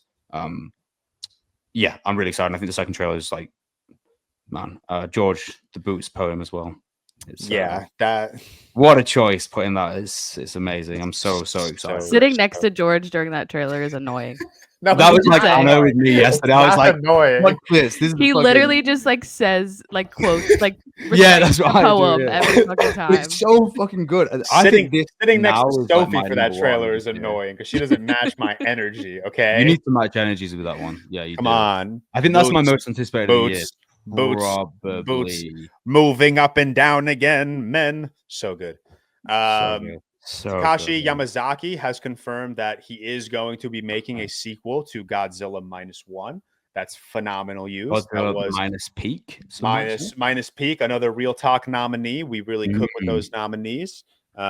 So absolutely fantastic news. And then I don't know how much you guys care about this, but there is a new horror movie coming out this year called Weapons. It's about I'm fucking the marketing has been sick. Also, I really liked Barbarian as well. So I forgot about that. But it's a movie about a town where all the kids go missing at 2:17 a.m. That's all we know pretty much so far. Running with like T poses on the marketing video. But they also made a fake website. The website that is like missing. Yeah, it's like a missing children thing, and it also like has it. There's the picture of the girl from Barbarian looking. Yeah. So there's some sort of tie going on there between the two. It's like Cloverfield shit when they did the marketing, or like Blair Witch. It's that sort of original marketing horror. Yeah, you don't really get many of these anymore, and I really appreciate them. But the website, it's cool because the website is not like it's not a website for us. It's like it's a website that's in the universe of the movie of the film. So it's cool. The movie is starring Alden Ehrenreich, Julia Gardner, Josh Brolin, and Benedict Wong. So I love it. I love you guys like the same thing with like Long Legs. I love like awesome horror marketing. I feel like that's not something we've gotten too fantastic with since like the days of like is it a Neon film out of interest? No, Warner Brothers. Okay, because Neon are the people like with Long Legs, whether you like it or not, they marketed the film really well. Yeah, marketing of Long Legs is phenomenal. Well, I think we talked about this last week or 2 weeks ago, so if you did, just cut me short, but HBO has confirmed the first 6 cast members for the Harry Potter TV show. Okay, I think we did. So just Nick Frost as Hagrid, John Lithgow as Dumbledore, Paul Whitehouse as Argus Filch, Luke Fallon as Cornelius Quirrell, Papa Isidu as Severus Snape, and Janet McTeer as Minerva McGonagall. But yeah, I think we talked about all of those. Sophie, what are your thoughts on the Harry Potter TV show coming out? I mean, I'm gonna watch it probably, but I don't know. I don't have very much faith in it. Out of question, Sophie, because I was saying, I think whenever we spoke about it a few months ago, how long do you think it will last? Do you actually think they'll get everything out? I think like 3 seasons, 2 seasons. I actually don't know if they will, to be honest. I don't know. I don't think it will do as well as they're thinking. Yeah, I don't think it will either.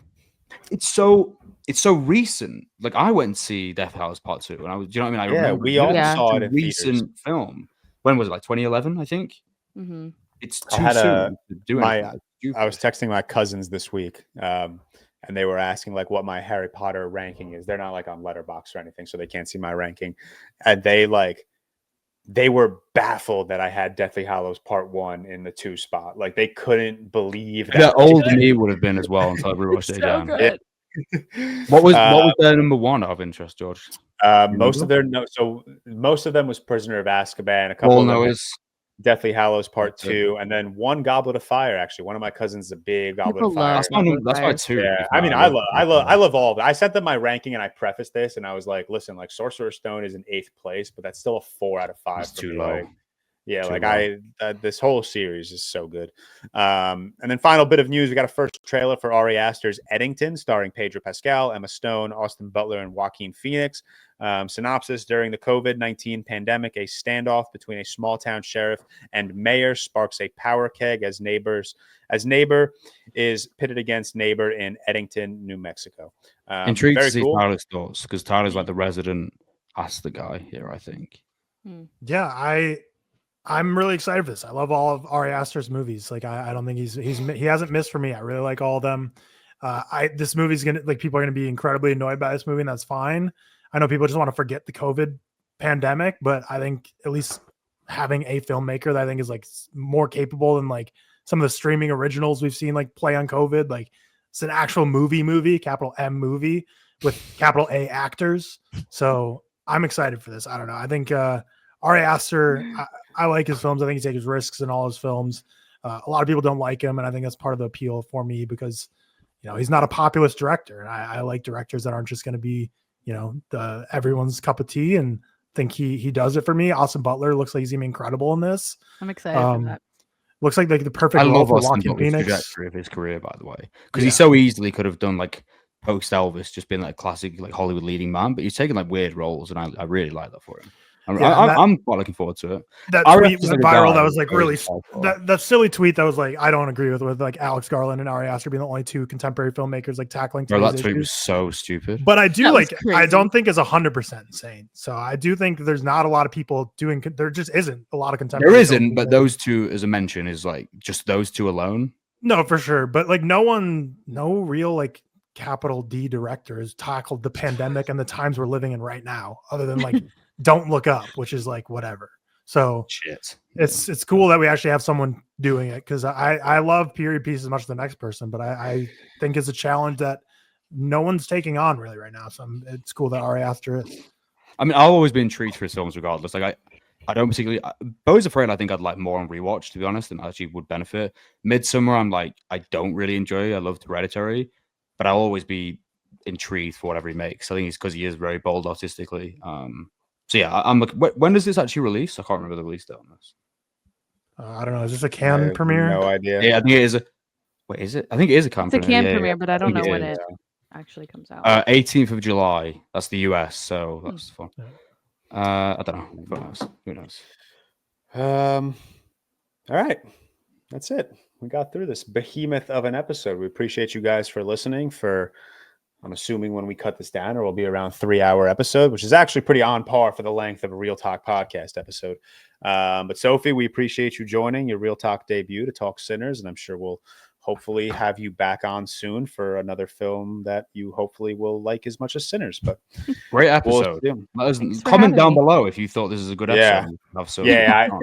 I did a lot of comment baiting in my Daredevil segment. Don't worry. Okay. You've covered that. Then what are the people who just skip that segment, George? We got to get if people don't appreciate my hour yap session, I'll freak out. Okay. Comment down below. Let us know the best bit of George's yap. I blacked out. I don't remember what I said. But as always, shout out to our executive producers, Stefan Johnson, Cody Whitney, and Christian Cintron. We got a couple things coming out this week in the ReelTok podcast. On Thursday, we are doing an auction draft of Tom Cruise movies. And then on Friday, we are also going to be dropping our patron exclusive episode, Train Spotting. I have that right. It is Train Spotting this week, right? Yep. Train Spotting. So we will see you all on Thursday. We will see patrons on Friday, and then we will see the rest of you on next Monday for ReelTok episode 138. Peace.